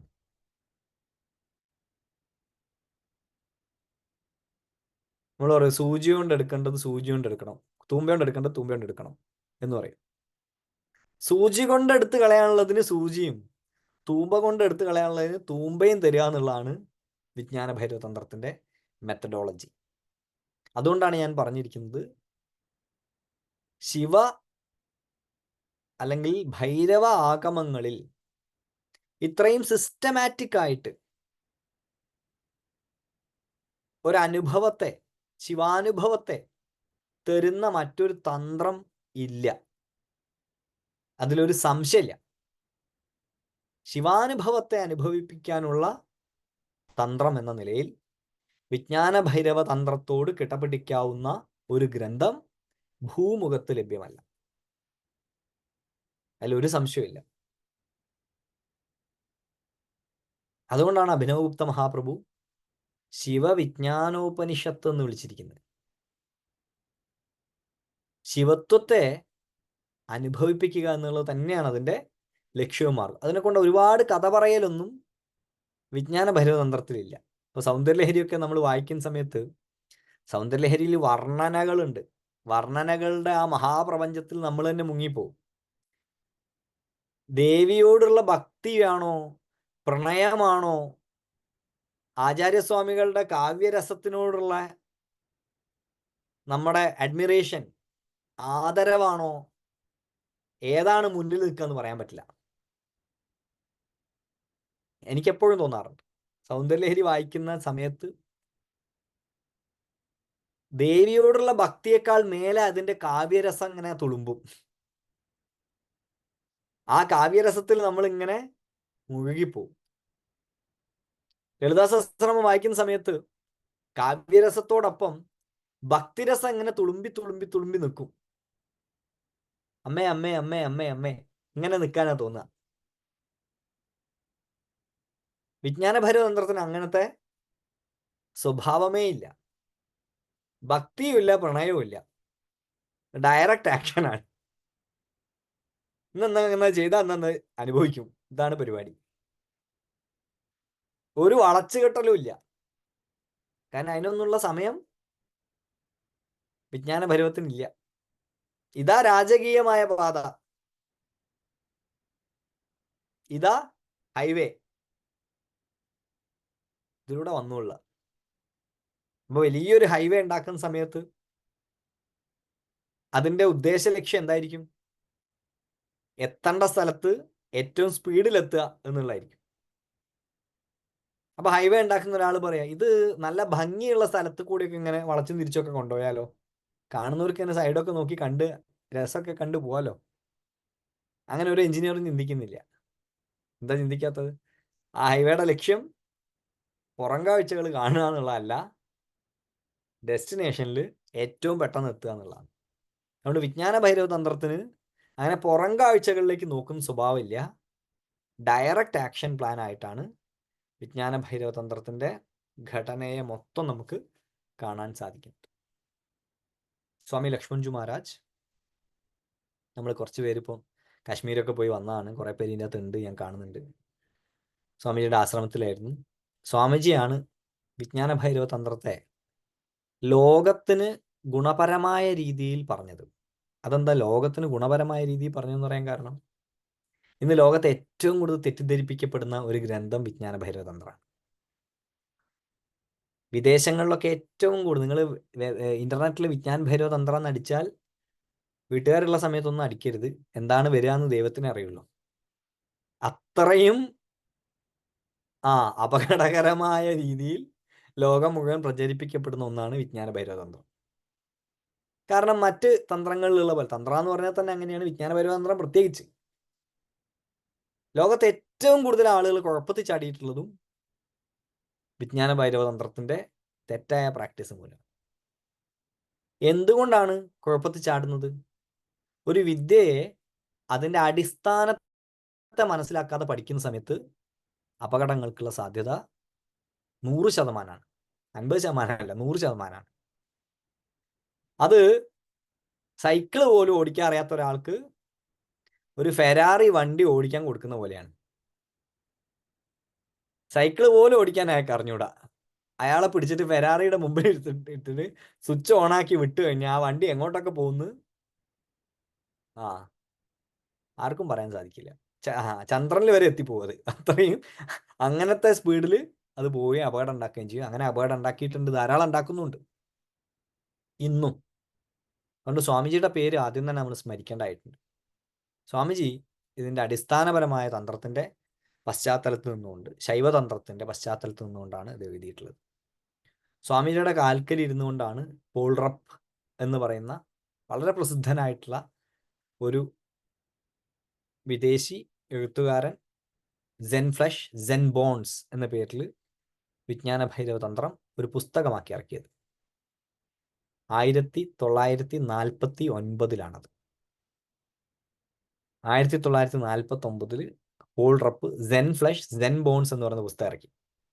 ആ പുസ്തകത്തെ ആസ്പദമാക്കി പിന്നീട് ഓഷോ രജനീഷ് ഒരു വലിയ ടോക്ക് സീരീസ് ചെയ്തു. ആ പുസ്തകത്തിന്റെ പേരാണ് ദ ബുക്ക് ഓഫ് സീക്രട്സ് എന്ന് പറയുന്ന പുസ്തകം. ഓഷോന്റെ ഏറ്റവും വലിയ ബുക്ക് അതാണ്, വിജ്ഞാൻ ഭൈരവതന്ത്രം. അത്ര എളുപ്പമുണ്ടത്, ദ ബുക്ക് ഓഫ് സീക്രട്സ്. അത് പോൾ റപ്പിന്റെ സെൻ ഫ്ലഷ് സെൻ ബോൺസ് ആസ്പദാക്കിയ. പോൾ റപ്പിന് അത് ലഭിച്ചത് സ്വാമി ലക്ഷ്മൺജു മഹാരാജിൽ നിന്ന്. ഏതാണ്ട് 1959 കാലഘട്ടത്തിൽ ലിലിയൻ സിൽബേൺ എന്ന് പറയുന്ന വളരെ പ്രസിദ്ധയായിട്ടുള്ള സ്വാമിജിയുടെ തന്നെ ശിഷ്യൻ ഒരു പുസ്തകം പുറത്തിറക്കി.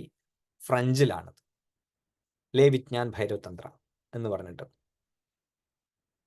അങ്ങനെയുള്ള ഗ്രന്ഥങ്ങൾ വിജ്ഞാന ഭൈരവ തന്ത്രത്തിൽ വന്നു.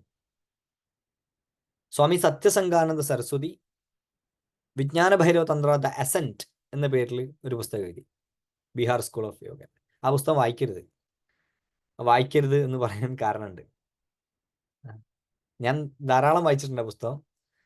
ആ പുസ്തകത്തിൽ വിജ്ഞാന ഭൈരവ എന്ന് പറയുന്ന ഒരാളാണ് വിജ്ഞാന ഭൈരവ തന്ത്രം എഴുതിയെന്ന് ഒരു പരാമർശമുണ്ട്. കാരണം ഭൈരവ സെക്ട് ഉണ്ടല്ലോ, ദശനാം ഭൈരവ സെക്ട് ഉണ്ട്. അപ്പൊ അതിൽ വിജ്ഞാന ഭൈരവ എന്ന് പറഞ്ഞ ഒരാളാണ് എഴുതിയിരിക്കുന്നത് എന്ന് പറയുന്ന ഒരു പരാമർശം അതിൽ കണ്ടു. മാത്രമല്ല മറ്റ് ചില ആശയപരമായിട്ടുള്ള അവര് വലിയ പ്രസിദ്ധയായിട്ടുള്ള ആളാണ്, സ്വാമി സത്യാനന്ദ സരസ്വതിയുടെ ശിഷ്യയാണ്, എല്ലാം കൊണ്ടും വലിയ പ്രാമുഖ്യമുള്ള ആളാണ്. പക്ഷെ വിജ്ഞാന ഭൈരവ തന്ത്രം ശൈവ പദ്ധതിയിൽ തന്നെ നിന്ന് വായിക്കണം. ഞാൻ സത്യസംഗാനന്ദ സരസ്വതിയെ മോശമാക്കി പറഞ്ഞല്ലോ കേട്ടോ. ഭട്ട ആനന്ദൻ, ശിവോപാധ്യായ, രണ്ടുപേര് വിജ്ഞാന ഭൈരവ തന്ത്രത്തിന് കോമൻട്രി എഴുതിയിട്ടുണ്ട്. രണ്ടും വായിക്കരുത് എന്നാണ് പറയാറുള്ളത്. അത് ആ കാലത്താണ്. കാരണം രണ്ടും ശങ്കരാദ്വൈത പദ്ധതിയുമായി ചേർത്താണ് വിജ്ഞാന ഭൈരവ തന്ത്രത്തെ നോക്കിക്കാണാൻ ശ്രമിച്ചിട്ടുള്ളത്. ആ കാരണം കൊണ്ട് ശിവാദ്വൈത പദ്ധതിയിൽ നിന്ന് ഒരുപാട് ദൂരെയായിട്ടാണ് അത് സംഭവിക്കുന്നത്, അത് എഴുതപ്പെട്ടുള്ളത്. ഏതാണ്ട് ബാസ്കറ്റ് ബോളിന്റെ നിയമങ്ങൾ വെച്ച് ഫുട്ബോൾ വ്യാഖ്യാനിക്കുന്ന പോലെയാണ് ശങ്കരാദ്വൈത പദ്ധതിക്കാർ വിജ്ഞാന ഭൈരവ തന്ത്രത്തെ വ്യാഖ്യാനിച്ചാൽ ഉണ്ടാവുക. രണ്ടും രണ്ട് ആശയഗതിയാണ്. ജയദേവ സിംഗ് വിജ്ഞാന ഭൈരവ തന്ത്രത്തെ സ്വാമിജിയുടെ അടുത്തിരുന്ന് പഠിക്കുകയും മനസ്സിലാക്കുകയും ചെയ്തു. അദ്ദേഹം വിജ്ഞാന ഭൈരവ തന്ത്ര ദ ഡിവൈൻ കോൺഷ്യസ്നസ് എന്ന് പറയുന്ന പുസ്തകം, അതിമനോഹരമായ പുസ്തകം, വായിക്കേണ്ട പുസ്തകം. പിന്നെ ഉള്ളത് സ്വാമിജി തന്നെ റിവീൽ ചെയ്ത വിജ്ഞാന ഭൈരവ തന്ത്രമാണ്, സ്വാമി ലക്ഷ്മൺജി മഹാരാജ്. ആർക്കെങ്കിലും വിജ്ഞാന ഭൈരവ തന്ത്രങ്ങൾ വായിക്കാൻ താല്പര്യം ഉണ്ടെങ്കിൽ അവർക്ക് വേണ്ടി ഇത്രയും ടെക്സ്റ്റുകൾ ഞാൻ പറഞ്ഞു എന്ന് മാത്രം. പഠിതാക്കൾ പല രീതിയിലാണല്ലോ ആൾക്കാർ. ചില ആൾക്കാർ ജ്ഞാനം ആഗ്രഹിക്കുന്ന ആൾക്കാരുണ്ടാവും, ചില ആൾക്കാർ അതിൻ്റെ ടെക്നോളജി ആഗ്രഹിക്കുന്ന ആൾക്കാരുണ്ടാവും, അങ്ങനെ ഉണ്ടാവും. ഇനി വിജ്ഞാന ഭൈരവ തന്ത്രം ധാരണ എന്നാണ് അതിൻ്റെ അകത്തുള്ള മെഡിറ്റേഷൻസിനെ വിളിക്കുന്നത്. ധാരണ എന്നാണ് പറയാം. എന്താണ് ധാരണ? പാതഞ്ജലി യോഗസൂത്രത്തിലെ ധാരണയല്ല, ആഴത്തിൽ സെന്ററിലേക്ക്, അവയർനെസിന്റെ കേന്ദ്രബിന്ദുവിലേക്ക് ആഴ്ന്നിറങ്ങുവാൻ മനസ്സിലാക്കാനുള്ള ടെക്നിക്കെയാണ് വിജ്ഞാന ഭൈരവതന്ത്രം ധാരണ എന്ന് വിളിച്ചിരിക്കുന്നത്. അങ്ങനെയുള്ള 112 ധാരണകളാണ് വിജ്ഞാന ഭൈരവതന്ത്രത്തിന്റെ കേന്ദ്രമായിരിക്കുന്നത്. 112 ധാരണകൾ. ആ 112 ധാരണകളെ ആണവോപായം, ശാക്തോപായം, ശാംഭവോപായം എന്നീ 3 ഉപായങ്ങളിലായി പറഞ്ഞിരിക്കുന്നു. ഏറ്റവും താഴ്ന്ന പടിയാണ് ആണവോപായം. നാളെ നമുക്ക് സംസാരിക്കാം അതിനെക്കുറിച്ച്. ഏറ്റവും താഴ്ന്ന പടിയാണ് ആണവോപായം. അതിൻ്റെ തൊട്ട് മേലുള്ള പടിയാണ് ശാക്തോപായം. അതിൻ്റെ ഏറ്റവും മേലുള്ള പടിയാണ് ശാംഭവോപായം. അഭിനവഗുപ്ത മഹാപ്രഭു പറയുന്നത്, നിങ്ങൾ ശ്രമിക്കുകയാണെങ്കിൽ ശാംഭവോപായം ശ്രമിക്കണം എന്നാണ്. എല്ലാവരും എന്താ പറയുക? ബേസിക്സ് എന്ന് പഠിച്ച് മുകളിലേക്ക് പോകാനല്ലേ. അഭിനവഗുപ്ത മഹാപ്രഭു മാത്രം അത്ഭുതകരമായ വിധത്തിൽ ആത്മവിദ്യയുടെ ചരിത്രത്തിൽ പറഞ്ഞിരിക്കുകയാണ്, ട്രൈ ഫ്രം ശാംഭവോപായ. ശാംഭവോപായത്തിൽ നിന്ന് പഠിക്കാൻ, ചെയ്തു നോക്കാൻ. എന്താ? അത് വർക്കായ പിന്നെ ചെറിയ പണി എടുക്കണ്ടല്ലോ. എങ്ങനെ പറയാൻ പറ്റും നിങ്ങളൊക്കെ നിങ്ങളുടെ ജീവിതത്തിൽ ഒരുപാട് സാധന ചെയ്ത് ഈ നിമിഷമാണ് ഈ ശിവാനുഭവത്തിന്റെ ആ തട്ട് കിട്ടാൻ കാത്തിരിക്കുന്നതെന്ന്? രാമകൃഷ്ണദേവൻ വയലിലൂടെ നടന്നു പോകുമ്പം കൊറ്റികൾ പറന്നു പോകുന്ന കണ്ടിട്ടാണ് ആത്മവിദ്യ ഉദിച്ചതെന്ന് പറയാം, ബോധോദയം ഉണ്ടായെന്ന് പറയാം. അതിനു മുമ്പ് രാമകൃഷ്ണദേവൻ ഒന്നും പഠിച്ചതായിട്ട് ഒന്നും ചെയ്തതായിട്ട് പറഞ്ഞിട്ടില്ല. അപ്പോൾ ആ കൊറ്റി പറന്നു പോകുന്ന നിമിഷത്തിൽ അയാൾക്ക് ആത്മവിദ്യ ഉണ്ടായിട്ടുണ്ടെങ്കിൽ അതൊരു ശാംഭവോപായ. അങ്ങനെയെങ്കിൽ നമ്മളൊക്കെ നമ്മുടെ ജീവിതത്തിൽ എത്രയോ പണി എടുത്തിട്ടുണ്ടോ എന്ന് നമുക്ക് എങ്ങനെ അറിയും? ചിലപ്പോൾ ഒരു തട്ട്, ചിലപ്പോൾ ആ അറ്റത്തായിരിക്കും നമ്മൾ നിൽക്കുന്നത്. അവിടുന്ന് ഒരു തട്ട് തട്ടിയാ ശിവജ്ഞാനത്തിലേക്ക് വീണേക്കാം. അപ്പൊ നമ്മൾ ഒന്നാമത്തെ സ്റ്റെപ്പ് തന്നെ മുതൽ തുടങ്ങണം എന്ന് പറയുമ്പോൾ നമ്മൾ ഇവിടെ നിന്നിട്ട് പിന്നെ പിറകോട്ട് ഇറങ്ങി വന്നിട്ട് പിന്നെ ഒന്നാമത്തെ സ്റ്റെപ്പ് മുതൽ തുടങ്ങണ്ട എന്നാണ് അഭിനവഗുപ്ത മഹാപ്രഭു പറയുന്നത്. അതുകൊണ്ട് ട്രൈ ഫ്രം ശാംഭവോപായ. ശാംഭവോപായം വർക്കായില്ലേ? ശാക്തോപായം. ശാക്തോപായം വർക്കായില്ലേ? ആണവോപായം എന്ന് പറയുന്നു. ഇനി തിരിച്ചും പറയാം, ആണവോപായത്തിൽ നിന്ന് ഒരിക്കലും ഒരാൾക്ക് ശാംഭവോപായത്തിലേക്ക് ചാടാൻ സാധ്യമല്ല. ആണവോപായം, ശാക്തോപായം, ശാംഭവോപായം, അങ്ങനെ മാത്രമേ ആ വളർച്ച സാധ്യമാവുകയുള്ളൂ എന്ന് പറയും. ഇനി നമുക്ക് എന്തിനാണ് ഇത് പ്രാക്ടീസ് ചെയ്താലുള്ള ഗുണം എന്താണ് എന്ന് മനസ്സിലാക്കാം. എന്നിട്ട് ഇതിൻ്റെ അവസാനം നമുക്ക് ഇതിൻ്റെ ഒരു ഇനിഷ്യേഷൻ പ്രാക്ടീസും കൂടെ ചെയ്തിട്ട് ഇന്നത്തെ ക്ലാസ് നിർത്താം. വിജ്ഞാന ഭൈരവ തന്ത്രം പ്രാണനെ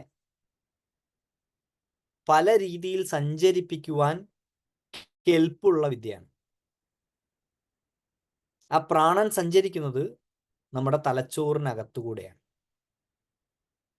തലച്ചോറിനകത്തുകൂടെ ഇന്നത്തെ ഭാഷ പറഞ്ഞ ഇലക്ട്രോ മാഗ്നറ്റിക് വേവ്സ് ആയിട്ടാണ് അത് സഞ്ചരിക്കുന്നത്. അങ്ങനെ സഞ്ചരിക്കുന്നത് നമ്മുടെ തലച്ചോറിനകത്ത് ധാരാളം പ്രണാളികൾ ഉണ്ടാക്കുവാൻ കെൽപ്പുള്ള ഒന്നായിട്ടാണ്. പ്രണാളി എന്ന് പറഞ്ഞാൽ ന്യൂറോ പാത്വേ. നമ്മുടെ തലയുടെ ഉള്ളിലുള്ള പ്രണാളികൾ ഇപ്പോൾ വളരെ എണ്ണം കുറവായിരിക്കും. പ്രായം കൂടുന്നതിനനുസരിച്ച് പ്രണാളികളുടെ എണ്ണവും കുറഞ്ഞു വരും. ന്യൂറോ പാത്വേയുടെ എണ്ണം കുറഞ്ഞു വരും. അതുകൊണ്ടാണ് ഓർമ്മക്കുറവൊക്കെ വരുന്ന സമയത്ത് എത്രയോ കാലം കാണാത്ത ഒരാളെ പെട്ടെന്ന് കാണുന്ന സമയത്ത് നമ്മൾ ഇങ്ങനെ ആലോചിച്ച് എന്നൊക്കെ പറയും. അതെന്താ? അയാളെ കണ്ട സമയത്ത് പ്രാണൻ ഇങ്ങനെ തെരഞ്ഞു നോക്കുക. ഏത്? ഇയാളെ പണ്ട് ഓർമ്മിച്ച് വെച്ച ഒരു ഫയലുണ്ട്. ആ ഫയൽ ഏത് വഴി കൂടെ പോയാലും എടുക്കുക എന്ന് അറിഞ്ഞൂടാ. പ്രാണൻ ഇങ്ങനെ തിരയാണ്, ഏതായിരുന്നു ആ വഴി, അതൊക്കെ പുല്ലുമുടിപ്പോയി. പെട്ടെന്ന് ആ വഴി കണ്ടുപിടിച്ചു. അതിലേ പോകുമ്പോൾ എന്ന് പറയും. അതിലെ ആ പ്രാണൻ ഓടിപ്പോയിട്ട് ആ ഫയൽ എടുത്തു. ഗോപാലകൃഷ്ണൻ, വീട് തൃശ്ശൂര്, ഒരു ഭാര്യ 2 മക്കൾ. അല്ലേ? കറക്റ്റാണ്. അപ്പൊ നമുക്കൊരു സന്തോഷം ഉണ്ടാവും. അപ്പൊ ഗോപാലകൃഷ്ണന്റെ പ്രണാളി തുറന്നു. ഈ ഗോപാലകൃഷ്ണൻ നാളെ കാണുമ്പോൾ നമ്മൾ എന്ത് പറയും? ആ ഗോപാലകൃഷ്ണ എന്തൊക്കെ ഉണ്ട്? കാരണം പ്രണാളി കൂടെ ഒരു തവണ പ്രാണൻ ഓടി, പണ്ടെപ്പോഴോ പ്രാണൻ ഉണ്ടാക്കിയതാണ്. ഇതുപോലെ നമ്മുടെ തലയിൽ ഓരോ ഡേറ്റയും പ്രണാളികളായിട്ടാണ് ശേഖരിച്ചു വെച്ചിരിക്കുന്നത്. ആ പ്രണാളികളൊക്കെ ശക്തി കുറഞ്ഞ് പോകും. എന്നാൽ ഉണ്ടാക്കേണ്ട വലിയൊരു പ്രണാളിയുണ്ട്, ദ ഹൈവേ. അത് ഭൈരവ പ്രണാളിയാണ്. ആ വഴിക്ക് നമ്മുടെ പ്രാണൻ സഞ്ചരിച്ചിട്ടേ ഇല്ല. അപ്പോൾ ഈ പ്രായത്തിൽ നമ്മുടെ തലയിൽ ഒരു വഴി വെട്ടി തെളിക്കാൻ നോക്കുകയാണ് വിജ്ഞാന ഭൈരവതന്ത്രം ചെയ്യുന്നത്. എന്താ ചെയ്യുന്നത്? ഒരു വഴി വെട്ടി തെളിക്കാൻ നോക്കുകയാണ്. ഒരു ഭൈരവ ഹൈവേ വെട്ടാനാണ് ശ്രമിക്കുന്നത് നമ്മുടെ തലച്ചോറിൽ. അതിനോട് തലച്ചോറ് ശക്തമായി പ്രതിഷേധിക്കും. കാരണം തലച്ചോറിന് ഈ പണി ഇഷ്ടമല്ല, തലയിൽ വേറെ വഴി ഉണ്ടാക്കുന്നത്. തലച്ചോറിനുള്ള വഴി കൂടെ ഇങ്ങനെ ഓടുന്നതാണ് ഇഷ്ടം. പുതിയൊരു കാര്യം പഠിക്കാൻ മടിയല്ലേ? എന്തുകൊണ്ടാ മടി? തലച്ചോറിന് വെറുതെ അധ്വാനിക്കാൻ. തലച്ചോറിന് പഠിക്കലൊന്നല്ല ഉദ്ദേശം, നിങ്ങളെ ജീവിപ്പിക്കലാണ്. ഭക്ഷണം കഴിക്കുക, ഉറങ്ങുക, കിടന്നുറങ്ങുക, ജീവിക്കുക, അങ്ങനെയുള്ള പരിപാടികൾ മാത്രമേ ഉള്ളൂ. പുതിയ പുതിയ വിദ്യകളൊന്നും നേടലൊന്നും തലച്ചോറിൻ്റെ കാര്യത്തിൽപ്പെട്ടതല്ല. അപ്പോൾ ഭൈരവ പ്രണാളി ഉണ്ടാക്കാനാണ് വിജ്ഞാന ഭൈരവതന്ത്രം ശ്രമിക്കുന്നത്. അത് ഒരു ബ്രെയിൻ റീവയറിങ് എക്സസൈസ് ആണ്. അതിന് ഞാൻ നിങ്ങളോട് വായിക്കരുത് എന്ന് പറഞ്ഞെങ്കിലും നല്ലൊരു അനലോജി പറഞ്ഞിരിക്കുന്നത് സ്വാമി സത്യസംഗാനന്ദ സരസ്വതിയാണ്. അമ്മ പറഞ്ഞിരിക്കുന്നത്, ശിവന്റെ തലയിൽ ജട കണ്ടിട്ടില്ലേ? ആ ജട പോലെയാവും നമ്മുടെ തലച്ചോറെന്നാണ്. ജട കെട്ടുക എന്നല്ല, ജട ഇങ്ങനെ മാറ്റഡ് ആണ്. ഇങ്ങനെ അത്രയും എണ്ണം പ്രണാളികൾ തലയിൽ ഉണ്ടാവും എന്നാണ് പറയുന്നത്.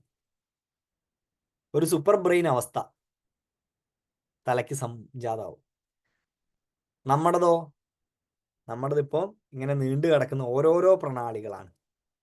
അതിന് പകരം അത് ജട പോലെ കെട്ടപ്പെടും തലയ്ക്കുള്ളിൽ.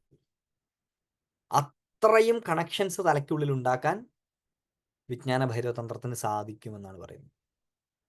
അതിനി വലിയ സയന്റിഫിക് സ്റ്റഡിയൊക്കെ ചെയ്താൽ അറിയാം ഓരോ ധാരണ എങ്ങനെയാണ് നമ്മുടെ തലയ്ക്കുള്ളിൽ പ്രവർത്തിക്കാൻ. നമുക്ക് ചില ധാരണകളൊക്കെ ചെയ്തു നോക്കുമ്പോൾ അറിയാം. നമ്മൾ തന്നെ ചെയ്തിട്ടുണ്ട്, ഏതൊക്കെയോ ക്ലാസ്സിലൊക്കെ ചെയ്തിട്ടുണ്ട്. ചിത്തപ്രളയമൊക്കെ അനുഭവിച്ച് ഓർമ്മ ഉണ്ടാവുമെന്നാണ് എനിക്ക് തോന്നുന്നത്. തലയ്ക്കകത്ത് പ്രളയം അനുഭവിച്ചൊക്കെ അനുഭവം ഓർമ്മയുള്ള ആളുകൾ ഉണ്ടാവും. അങ്ങനെയുള്ള അനുഭവങ്ങളെ വിജ്ഞാന ഭൈരവതന്ത്രത്തിന് പ്രദാനം ചെയ്യാൻ സാധിക്കും. 2, ഭൈരവത്വത്തെ അറിയാൻ സാധിക്കും. ഭൈരവത്വത്തെ അറിയാൻ സാധിച്ചില്ല എന്നിരിക്കട്ടെ, അതാണ് അതിൻ്റെ ലക്ഷ്യം. എങ്കിൽ പോലും നിങ്ങളുടെ തലച്ചോറിനോട് ചെയ്യാവുന്ന ഏറ്റവും മികച്ച ഒരു കാര്യമാണ് വിജ്ഞാന ഭൈരവതന്ത്രത്തിലെ ധാരണകൾ ശീലിക്കുക എന്നുള്ളത്. അത്രയ്ക്ക് അത് ബ്രെയിനിനെ ഫ്രഷ് ആക്കിക്കൊണ്ടിരിക്കും. പുതിയ പുതിയ അനുഭൂതികളിലേക്ക് നമ്മുടെ തലച്ചോറിനെ ഒരു ആന്റിന പോലെ പരുവപ്പെടുത്തിയെടുക്കും. അതിലൊരു സംശയമില്ല. ഹൈലി ഇൻറ്റ്യൂട്ടീവ് ആവും. പ്രാക്ടീസ് ചെയ്താൽ കേട്ടോ, അതുണ്ട്. പ്രാക്ടീസ് ചെയ്യാതെ ഇൻറ്റ്യൂട്ടീവ് ആവും എന്ന് പറയാൻ പറ്റില്ല. വിജ്ഞാന ഭൈരവതന്ത്രം ഉണ്ട്, ഞാനിങ്ങനെ കട്ടിൻ്റെ അടിയിൽ വെച്ച് കിടന്നുറങ്ങും. അപ്പോൾ പിന്നെ അതുകൊണ്ട് ഗുണമില്ല. ഏത് വിദ്യയും പ്രാക്ടീസ് ചെയ്യണം. നമുക്ക് ഈ ഒരു ദിവസം 5 ധാരണകളായിട്ടാണ് പ്രാക്ടീസ് ചെയ്യണമെന്ന് ഞാൻ വിചാരിക്കുന്നത്. ഇൻറ്റൻസ് ആയിട്ട് പ്രാക്ടീസ് ചെയ്യണമെന്നാണ് വിചാരിക്കുന്നത്. ഓരോ ധാരണകൾക്കും നമുക്ക് സമയമെടുത്ത് ഇൻറ്റൻസായി പ്രാക്ടീസ് ചെയ്യാം. മറ്റ് ക്ലാസ്സുകളെ പോലെയല്ല ഇത്. അങ്ങനെ പറയാൻ കാരണം, മറ്റ് ക്ലാസ്സുകളിൽ ഞാൻ കുറേ കഥയൊക്കെ പറയാറുണ്ട്, തമാശയൊക്കെ പറയാറുണ്ട്. അതൊക്കെ ഇതിലും പറയാം. പക്ഷേ ഇതിൻ്റെ പ്രധാനപ്പെട്ട വിഷയം അതല്ല, ഇൻറ്റൻസായ പ്രാക്ടീസാണ്. അപ്പം നമ്മൾ പ്രാക്ടീസ് ചെയ്യാൻ തയ്യാറായിട്ട് വേണം വിജ്ഞാന ഭൈരവതന്ത്രത്തിന് ചേരാൻ, പഠിക്കാൻ. നമുക്ക് ലെയ്ഡ് ബാക്ക് ആയിട്ട് കേട്ട് പോവാം എന്ന് വിചാരിച്ച് വിജ്ഞാന ഭൈരവതന്ത്രത്തിന് ആരും ചേരരുത്. നിശ്ചയമായിട്ടും പ്രാക്ടീസ് ചെയ്യാൻ തയ്യാറായി. നിങ്ങൾക്ക് കേൾക്കുന്ന സമയത്ത് പ്രാക്ടീസ് ചെയ്യാൻ പറ്റിയിട്ടില്ലെങ്കിൽ റെക്കോർഡിംഗ് കേൾക്കുന്ന സമയത്ത് ഇരുന്ന് പ്രാക്ടീസ് ചെയ്യാനുള്ള മനസ്സോട് വേണം ചേരാൻ. കാരണം ശിവൻ ശക്തിയോട് പറഞ്ഞിരിക്കുന്ന ഒരു ഉത്തരമുണ്ട്. ആ ഉത്തരം എന്താണ്? ലോകത്തുള്ള സർവ്വതന്ത്രങ്ങളും തെരഞ്ഞ് ഭൈരവൻ എവിടെ, ഭൈരവൻ എവിടെ, ഭൈരവൻ എവിടെ എന്ന് തെരഞ്ഞ് കാണാത്തവർക്ക് വേണ്ടിയാണ് ഈ ഗ്രന്ഥം അവതരിപ്പിച്ചിരിക്കുന്നത്. ഇത് ഒരു തരത്തിൽപ്പെട്ട സാധകർക്ക് വേണ്ടി മാത്രമുള്ളതാണ്. അതാരാണ്? ലോകത്തെവിടെയും ഭൈരവനെ തെരഞ്ഞു കാണാൻ പറ്റാത്തവർക്ക്. ആ ഭൈരവ ബോധം ഇരിക്കുന്നത് പൗലോ കോയിലോ ആൽക്കമിസ്റ്റിൽ പറഞ്ഞ പോലെ അകത്താണെന്ന് ബുദ്ധിയിൽ മനസ്സിലായവർക്ക്. ബുദ്ധിയിൽ മനസ്സിലായെന്ന് ഞാൻ പറഞ്ഞിട്ട്, അനുഭവത്തിലല്ല. ബുദ്ധി കൊണ്ട് എന്ത് മനസ്സിലായി? ഇത് അവിടെ പോയി തെരഞ്ഞിട്ട് കാര്യമില്ല, ഇത് ഇവിടെ തന്നെയാണുള്ളത്. അതുകൊണ്ട് പൂർണ്ണമായ അർത്ഥത്തിൽ ആത്മാന്വേഷികൾക്ക് വേണ്ടി മാത്രം രചിക്കപ്പെട്ടുള്ള കൃതിയാണ് വിജ്ഞാന ഭൈരവതന്ത്രം. ഇതൊരു ഭക്തി കൃതിയല്ല. ഇത് ഒരു എന്തെങ്കിലും ഉപദേശിക്കുന്ന കൃതിയല്ല. ഇതൊരു മോറൽ സയൻസ് അല്ല. ഇത് 100% ആത്മവിദ്യ മാത്രം അടിസ്ഥാനപ്പെടുത്തിയ ഗ്രന്ഥമാണ്. ആത്മവിദ്യ മാത്രമാണ് അതിൻ്റെ വിഷയം. ആത്മവിദ്യയിൽ കുറഞ്ഞ ഒന്നിനെ കുറിച്ചും അത് സംസാരിക്കുന്നുമില്ല, അതിന് സംസാരിക്കാത്ത താല്പര്യമില്ല. അവിടെയാണ് വിജ്ഞാന ഭൈരവതന്ത്രത്തിൻ്റെ പൊരുളിരിക്കുന്നത്. അതുകൊണ്ട് ഇത് ബ്രേസ് യുവർ സെൽഫ് എന്ന് പറഞ്ഞ കാര്യമാണ്. ഒരു വലിയ റൈഡിന് തയ്യാറാവുമ്പോൾ നമ്മളിങ്ങനെ അരയൊക്കെ ബെൽറ്റ് ഇട്ട് മുറുക്കൂലേ, അതുപോലെ മുറുക്കിയിട്ട് വേണം വിജ്ഞാന ഭൈരവതന്ത്രത്തിൻ്റെ സബരിയയിൽ പങ്കെടുക്കാൻ. നമുക്ക് ആരും പുസ്തകം എടുത്തൊന്നും എഴുതി വെക്കണ്ട. ഇത് പുസ്തകത്തിൽ എഴുതി വെക്കാനുള്ള ഗ്രന്ഥമല്ല. അറിവ് എഴുതിയെടുക്കുന്ന വേറെ വിഷയം. ഇത് അനുഭൂതിയുടെ വിഷയമാണ്. അനുഭൂതി മാത്രമാണ് വിജ്ഞാന ഭൈരവതന്ത്രത്തിൻ്റെ വിഷയം. അപ്പോൾ നമുക്ക് ആദ്യമായിട്ട് ഒരു ഇനിഷ്യേഷൻ ധാരണ ചെയ്യാം. അതിനുശേഷം നമുക്ക് ഇന്നത്തെ ക്ലാസ് അവസാനിപ്പിക്കാം. എല്ലാ ദിവസവും നമുക്ക് ആദ്യത്തെ കുറച്ച് സമയം ഇതിൻ്റെ ജ്ഞാനത്തെ പരിചയപ്പെടുത്തലാണ്. ആ ജ്ഞാനം ശൈവതന്ത്രങ്ങളുടെ, വിജ്ഞാന ഭൈരവതന്ത്രത്തിൻ്റെ ഭാഗമല്ല കേട്ടോ ആ ജ്ഞാനം.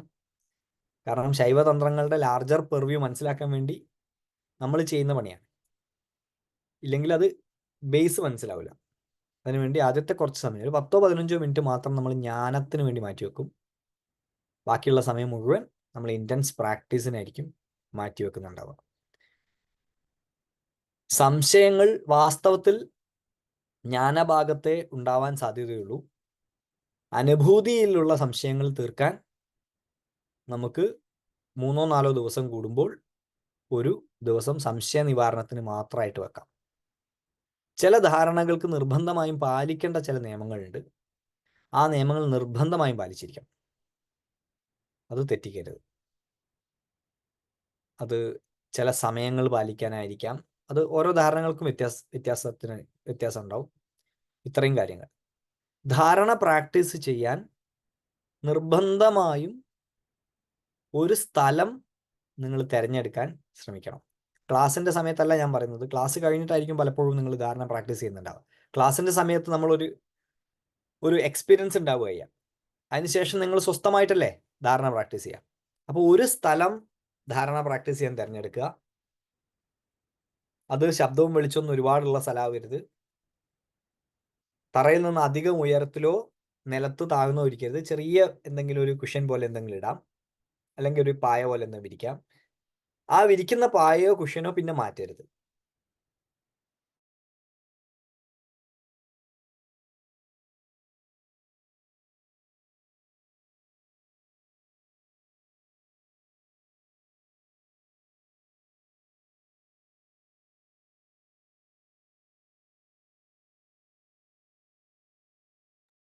രാംജി, നെറ്റ്വർക്ക് ബ്രേക്ക് ആയിട്ടുണ്ട്.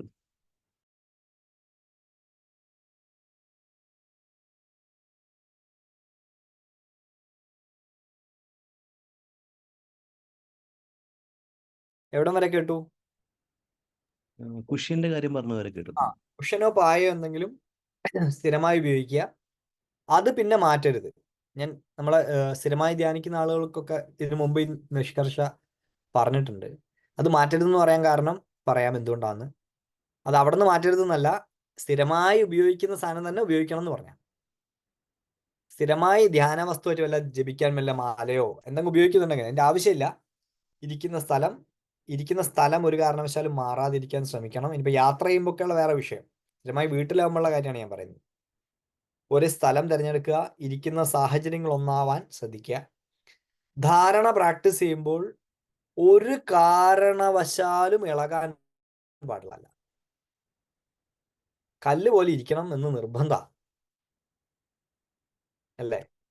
അത് വളരെ നിർബന്ധമായിട്ടുള്ള കാര്യമാണ്. ചിലപ്പം യോഗയൊക്കെ ചെയ്യുമ്പോൾ ചില ആൾക്കാർ പറയും കാല് മടക്കി ഇരിക്കാൻ വയ്യ, അപ്പൊ കാല് നിവർത്തിയിരുന്നോളാൻ പറയും.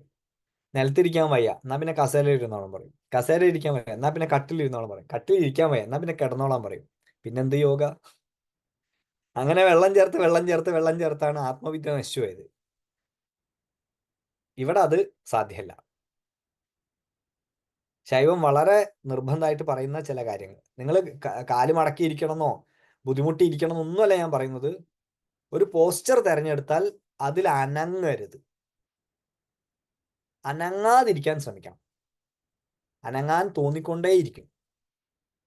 നിർബന്ധമായും അനക്കത്തെ ഇല്ലാതെ കല്ല് പോലെ, സിറ്റ് ലൈക്ക് എ റോക്ക് എന്നാണ്. കല്ല് പോലെ ഇരിക്കുക. ഇത്രയും കാര്യങ്ങൾ ശ്രദ്ധിക്കണം. ഒരേ സ്ഥലം, ഒരേ വസ്തുക്കൾ, ഉയരം കൂടുതലോ കുറവുള്ള ആവരുത്. ഗന്ധം, ശബ്ദം, വെളിച്ചം ഇതൊക്കെ വല്ലാതെ ഒരുപാട് നമ്മൾ ബുദ്ധിമുട്ടിക്കുന്ന സാഹചര്യങ്ങളാവരുത്. ധാരണയ്ക്കിരുന്നാൽ അനങ്ങാൻ പാടില്ല. അത് നിങ്ങൾ ചെയ്യുന്ന ചിലപ്പോൾ 30 സെക്കൻഡ് ആയിരിക്കും.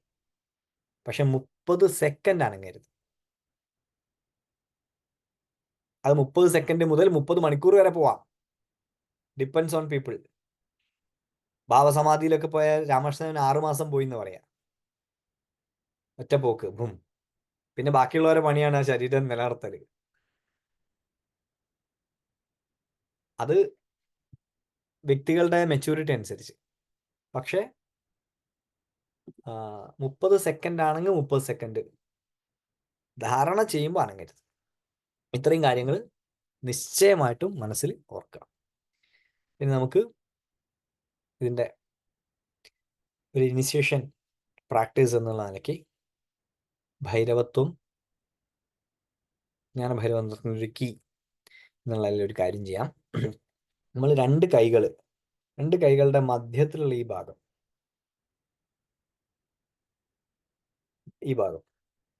ഹൃദയം, നമ്മുടെ കൈക്കുള്ളിലെ ഹൃദയം എന്ന് പറയുന്ന ഭാഗം, അതായത് സെന്റർ. ആ സെന്ററിൽ ശ്രദ്ധ കേന്ദ്രീകരിക്കുക. രണ്ട് കൈകളും ഇങ്ങനെ കൂട്ടി വെക്കുക.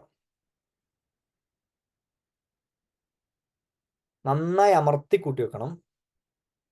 എന്നിട്ട് അത് നമ്മുടെ നാഭിയുടെ താഴെയായിട്ട് വെക്കുക. അല്ലെങ്കിൽ നാഭിയുടെ നേരെയായിട്ട് വെക്കുക.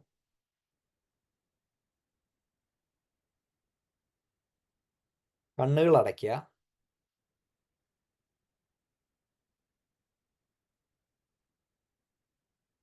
ഓം എന്ന് നിങ്ങളുടെ മൂലാധാരത്തിൽ നിന്നും, ഗുദലിംഗങ്ങളുടെ മധ്യത്തിലുള്ള ആ സ്ഥാനമാണ് മൂലാധാരം. നിങ്ങളുടെ പെരനിയത്തിൽ നിന്ന് ഓംകാരത്തെ ഉച്ചരിച്ചു തുടങ്ങുക. ഓംകാരം ഉച്ചരിച്ച് നിർത്തേണ്ടത് ഹൃദയത്തിലാണ്.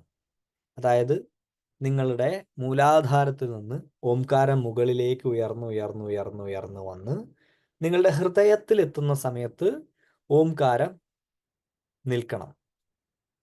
ഓംകാരത്തിന്റെ ശബ്ദം നിൽക്കണം.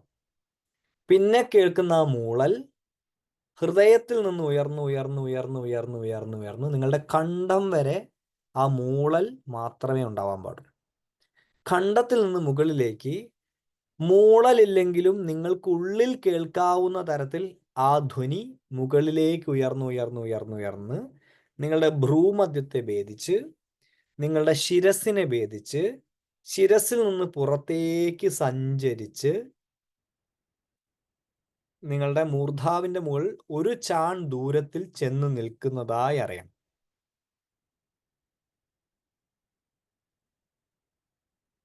അത്രയും സമയം നിങ്ങളുടെ കൈകൾ കൂടി തന്നെ ഇരിക്കണം. ഒരു മാറ്റവും വരാൻ പാടുള്ളതല്ല. നമുക്ക് തുടങ്ങാം. നിങ്ങളുടെ ശ്രദ്ധ പൂർണ്ണമായും മൂലാധാരത്തിലായിരിക്കട്ടെ. ഓം.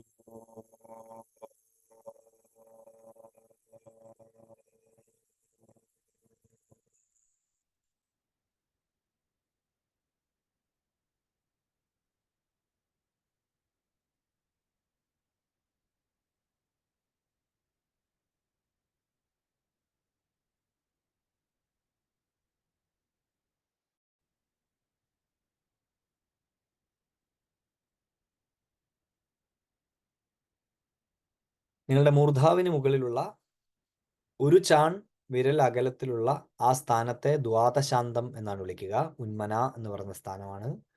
അവിടെ നിന്ന് ഓംകാരം താഴേക്ക് വരികയാണ്. പക്ഷേ ശബ്ദമില്ലാത്ത രൂപത്തിലാണ് വരുന്നത്. ആ ധ്വനി കേൾക്കുക. അത് താഴേക്ക് പെനിട്രേറ്റ് ചെയ്ത് നിങ്ങളുടെ ശിരസിനെ തുളച്ച്, നിങ്ങളുടെ ഭ്രൂമധ്യത്തെ തുളച്ച്, നിങ്ങളുടെ കണ്ടത്തിലെത്തി.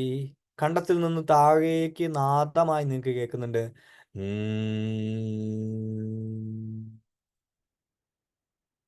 അത് നിങ്ങളുടെ ഹൃദയത്തിലെത്തി. ഹൃദയത്തിൽ നിന്ന് ഓംകാരമായി താഴേക്ക് സഞ്ചരിക്കുന്നു.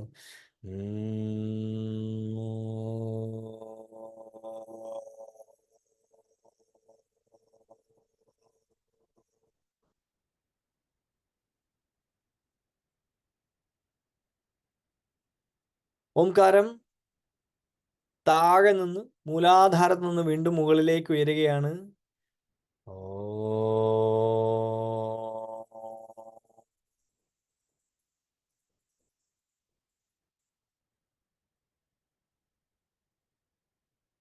അത് ഹൃദയത്തിൽ നാദം അവസാനിച്ച് രോതിക മുകളിലേക്ക് നാദാന്തമായി മുകളിലേക്ക് പോവുകയാണ്.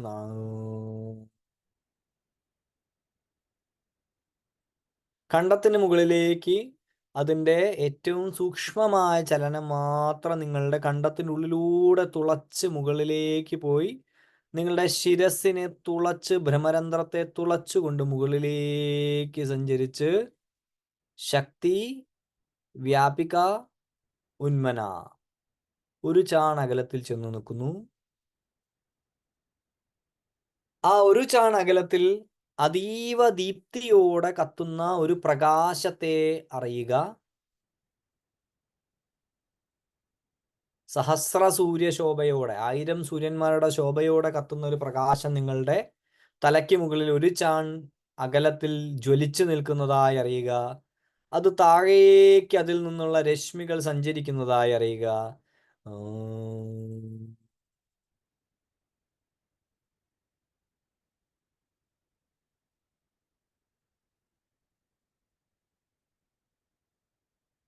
അത് നിങ്ങളുടെ ബ്രഹ്മരന്ധ്രം തുളച്ച് കണ്ടത്തിലെത്തി. കണ്ടത്തിൽ നിന്ന് നാദമായി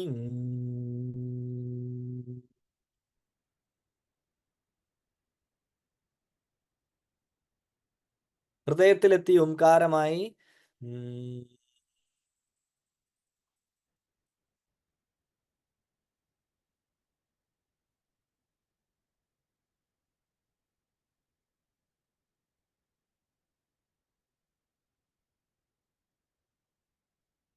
നിങ്ങളുടെ ശ്രദ്ധ പൂർണ്ണമായി നിങ്ങളുടെ കൈകൾക്കുള്ളിലുള്ള ആ ഹൃദയ കേന്ദ്രത്തിലേക്ക് കൊണ്ടുവരിക. അവിടെ അതിനുള്ളിൽ പ്രാണന്റെ സഞ്ചാരത്തെ ശ്രദ്ധിക്കുക.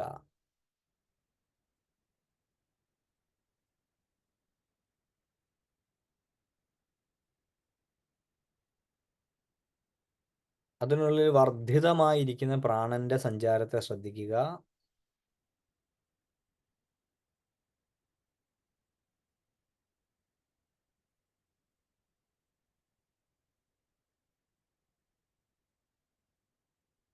ആ കൈകൾക്ക് മധ്യത്തിലുള്ള ഭാഗത്തിൽ ഹൃദയമിടിപ്പ് പോലെ ഒരു മിടിപ്പുണ്ടോ എന്ന് ശ്രദ്ധിക്കുക.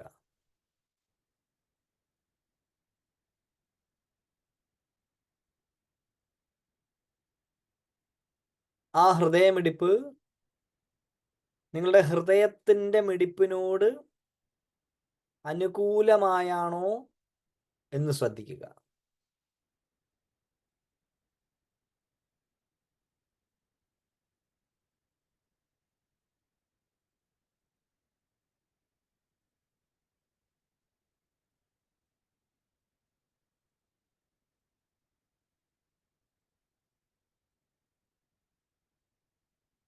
നിങ്ങളുടെ രണ്ട് കൈകളുടെയും വിരലുകളിൽ, പരസ്പരം മുട്ടിയിരിക്കുന്ന വിരലുകളിൽ എപ്രകാരമാണോ നിങ്ങളുടെ ഹൃദയം മിടിക്കുന്നത് അപ്രകാരമുള്ള മിടിപ്പ് അനുഭവപ്പെടുന്നത് ശ്രദ്ധിക്കുക.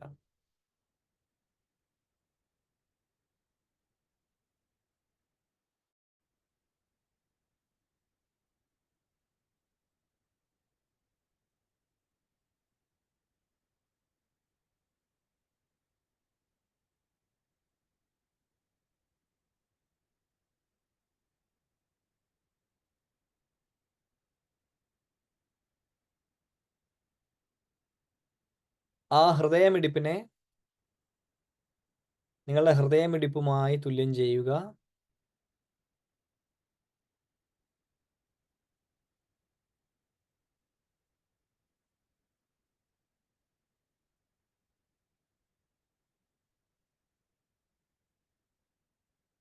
നിങ്ങളുടെ അനാഹത ചക്രത്തിൽ, ഹൃദയമധ്യത്തിൽ ശ്രദ്ധിക്കുക.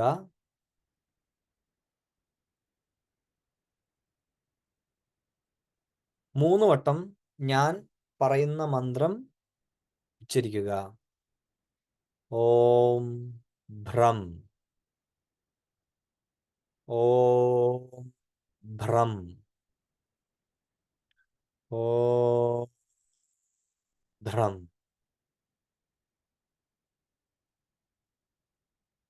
നിങ്ങളുടെ ഹൃദയത്തിൽ ഭൈരവന്റെ സംവിത് പ്രകാശത്തിൻ്റെ സമാവേശമുണ്ടാകട്ടെ എന്ന് ഭൈരവനാഥനോട് പ്രാർത്ഥിക്കുക. ഗുരുപരമ്പരയോട് പ്രാർത്ഥിക്കുക. വിജ്ഞാന ഭൈരവ തന്ത്രത്തിൻ്റെ ഓരോ ധാരണകളും ഏറ്റവും അനുയോജ്യമായി നമ്മിൽ പ്രവർത്തിക്കട്ടെ എന്ന് ഗുരുപരമ്പരയോട് പ്രാർത്ഥിക്കുക. പതുക്കെ കൈകൾ കൊണ്ട് കണ്ണുകൾ പതുക്കെ തിരുമ്മി കണ്ണുകൾ തുറക്കുക.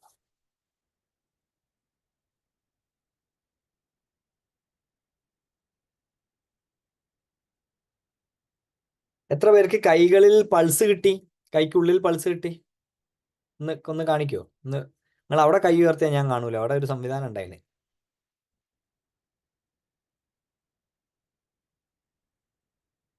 ആ, കിട്ടിയില്ലേ? ഓക്കെ. വിരലുകളിൽ പൾസ് കിട്ടിയില്ലേ? കൈൻ്റെ വിരലുകളിൽ പൾസ് ഇതിനു മുമ്പ് അനുഭവിച്ചിട്ടുണ്ടോ?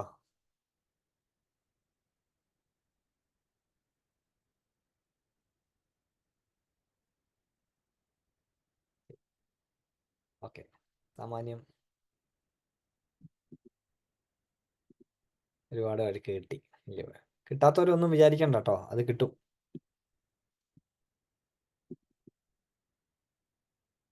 ശരി. അപ്പം നമുക്ക് എന്നാണ് ക്ലാസ് ഉണ്ടാവുക എന്ന് അറിയിക്കുന്നുണ്ടായിരിക്കും. നാളെ ഇല്ലാന്ന് തോന്നുന്നു, 2 ദിവസം കഴിഞ്ഞിട്ടാന്ന് തോന്നുന്നു. അപ്പം എന്നാന്ന് അറിയിക്കുന്നുണ്ടാവും. അപ്പം എല്ലാവർക്കും ഭൈരവ ബോധത്തിലേക്കുള്ള യാത്രയിൽ ഒരുമിച്ച് കൂടാം. ഒരുപാട് കാലമായി വിചാരിക്കുന്ന ഒരു കാര്യമാണ് വിജ്ഞാന ഭൈരവതന്ത്രം ടെക്സ്റ്റ് പൂർണ്ണമായിട്ട് എടുക്കണം. കുറച്ച് ഭാഗങ്ങളൊക്കെ പല സമയങ്ങളിലായിട്ട് എടുത്തിട്ടുണ്ട്. പക്ഷെ പൂർണ്ണമായിട്ട് ഒരു ടെക്സ്റ്റിൻ്റെ രീതിയിൽ എടുക്കണം എന്ന് ഒരുപാട് കാലമായിട്ടുള്ള ആഗ്രഹമാണ്. മലയാളത്തിൽ ഈ ടെക്സ്റ്റ് ലഭ്യമാണ്. അത് ഞാൻ തന്നെയാണ് എഴുതിയത്. അത് ഒരു 4-5 വർഷം മുമ്പേ പുറത്തിറങ്ങിയതാണ്, വിജ്ഞാന ഭൈരവതന്ത്രം. പക്ഷെ അതാരും വാങ്ങണ്ട, അത് തീർന്നു പോയി, വാങ്ങാൻ കിട്ടാനില്ല. അത് തീർന്നുപോയി. ഇനിയിപ്പോൾ അഥവാ കിട്ടിയാലും അത് വാങ്ങണ്ട. അത് പുതുതായിട്ട് ഒന്നും കൂടെ റിവൈസ് ചെയ്ത് ഇറക്കുന്നുണ്ട്. ആദ്യത്തിൻ്റെ അകത്ത് അവസാനം ചില തെറ്റൊക്കെ വന്നിട്ടുണ്ട്, പ്രിന്റിങ് മിസ്റ്റേക്ക് ഒക്കെ വന്നിട്ടുണ്ട്. അവസാനത്തെ 2-3 ധാരണകളിലൊക്കെ അതുണ്ട്. അത് അവർക്ക് തിരുത്താൻ പറ്റിയിട്ടില്ല. ഇതാണ് ആ ബുക്ക്, ചിലപ്പോൾ കണ്ടിട്ടുണ്ടാവും.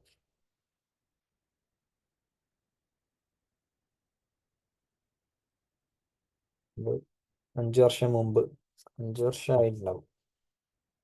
5 വർഷം മുമ്പ് എഴുതിയാണ്. 2019. ആ, കറക്റ്റ് 5 വർഷം മുമ്പ്. 5 വർഷം മുമ്പ് എഴുതിയാണ്. അപ്പോൾ ഇത് പുസ്തകം എഴുതിയിട്ടുണ്ടെങ്കിലും ഒരു ക്ലാസ് ആയിട്ട് 5 വർഷത്തിന് ശേഷം ആദ്യമായിട്ട് എടുക്കുകയാണ്.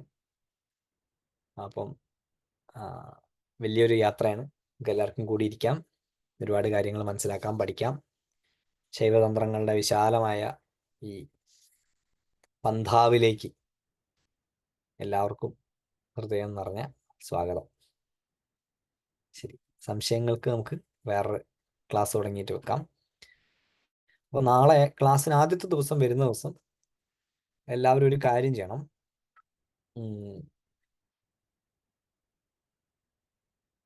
പറ്റുന്നവർ പറ്റുന്നാണ് ഞാൻ വിചാരിക്കുന്നത്. പറ്റാത്തവരുണ്ടെങ്കിൽ സാരമില്ല. പറ്റുന്നവരുണ്ടെങ്കിൽ ഒരു പിടി ഉപ്പ് എടുത്ത് കയ്യിൽ വെക്കണം. ഒരു പിടി, കുറച്ച് ഉപ്പ്. ഒരു പിടി എന്ന് പറയാൻ പറ്റില്ല, ഒരു നുള്ള്, 2 നുള്ള് ഉപ്പ്. 2 നുള്ള് ഉപ്പ്, ഇഫ് പോസിബിൾ കല്ലുപ്പ്. കല്ലുപ്പ് കിട്ടിയില്ലെങ്കിൽ ഇന്ദുപ്പ്, അല്ല സോറി, പൊടിയുപ്പ്. ഏറ്റവും ബെസ്റ്റ് ഹിമാലയൻ പിങ്ക് സോൾട്ട് ആണ്. അത് കിട്ടിയിട്ടില്ലെങ്കിൽ കല്ലുപ്പ്. അതും കിട്ടിയിട്ടില്ലെങ്കിൽ പൊടിയുപ്പ്. അതും കിട്ടിയിട്ടില്ലെങ്കിലോ അത് സാരില്ല, ഉപ്പുണ്ടെന്ന് സങ്കല്പിക്കാം. അങ്ങനെ ഉണ്ടല്ലോ. ഉപ്പില്ലാതെ വീടുണ്ടാവില്ല എന്ന് വിചാരിക്കുന്നത്. കല്ലുപ്പില്ലാത്ത വീടൊക്കെ ഉണ്ടാവും ഇപ്പം. അപ്പോൾ 2 നുള്ളു ഉപ്പ്. ഇനിയിപ്പം വീട്ടിൽ താമസിക്കാത്തവരൊക്കെ ഉണ്ടാവും, ഹോസ്റ്റലില്, പിന്നെ ഈ വിദേശ രാജ്യങ്ങളിലൊക്കെ താമസിക്കുന്ന ആൾക്കാരുണ്ടാവും, മുറിയിലൊന്നും അല്ലാത്ത, അല്ലെ, അതായത് കുക്കൊന്നും ചെയ്യാത്ത ആൾക്കാർ. അവരുണ്ടെങ്കിൽ മാത്രമേ ഉള്ളൂ. അല്ലാത്ത എല്ലാവരും, പരമാവധി എല്ലാവരും 2 നുള്ളു ഉപ്പെടുത്ത് കയ്യിൽ വെക്കണം. നമുക്കൊരു ചെറിയ ടെക്നിക്ക് ചെയ്തിട്ട് വേണം സ്റ്റാർട്ട് ചെയ്യാൻ. ഓക്കെ, ശരി. അപ്പോൾ എല്ലാവർക്കും നമസ്കാരം, ശുഭരാത്രി, നമഃശിവായ.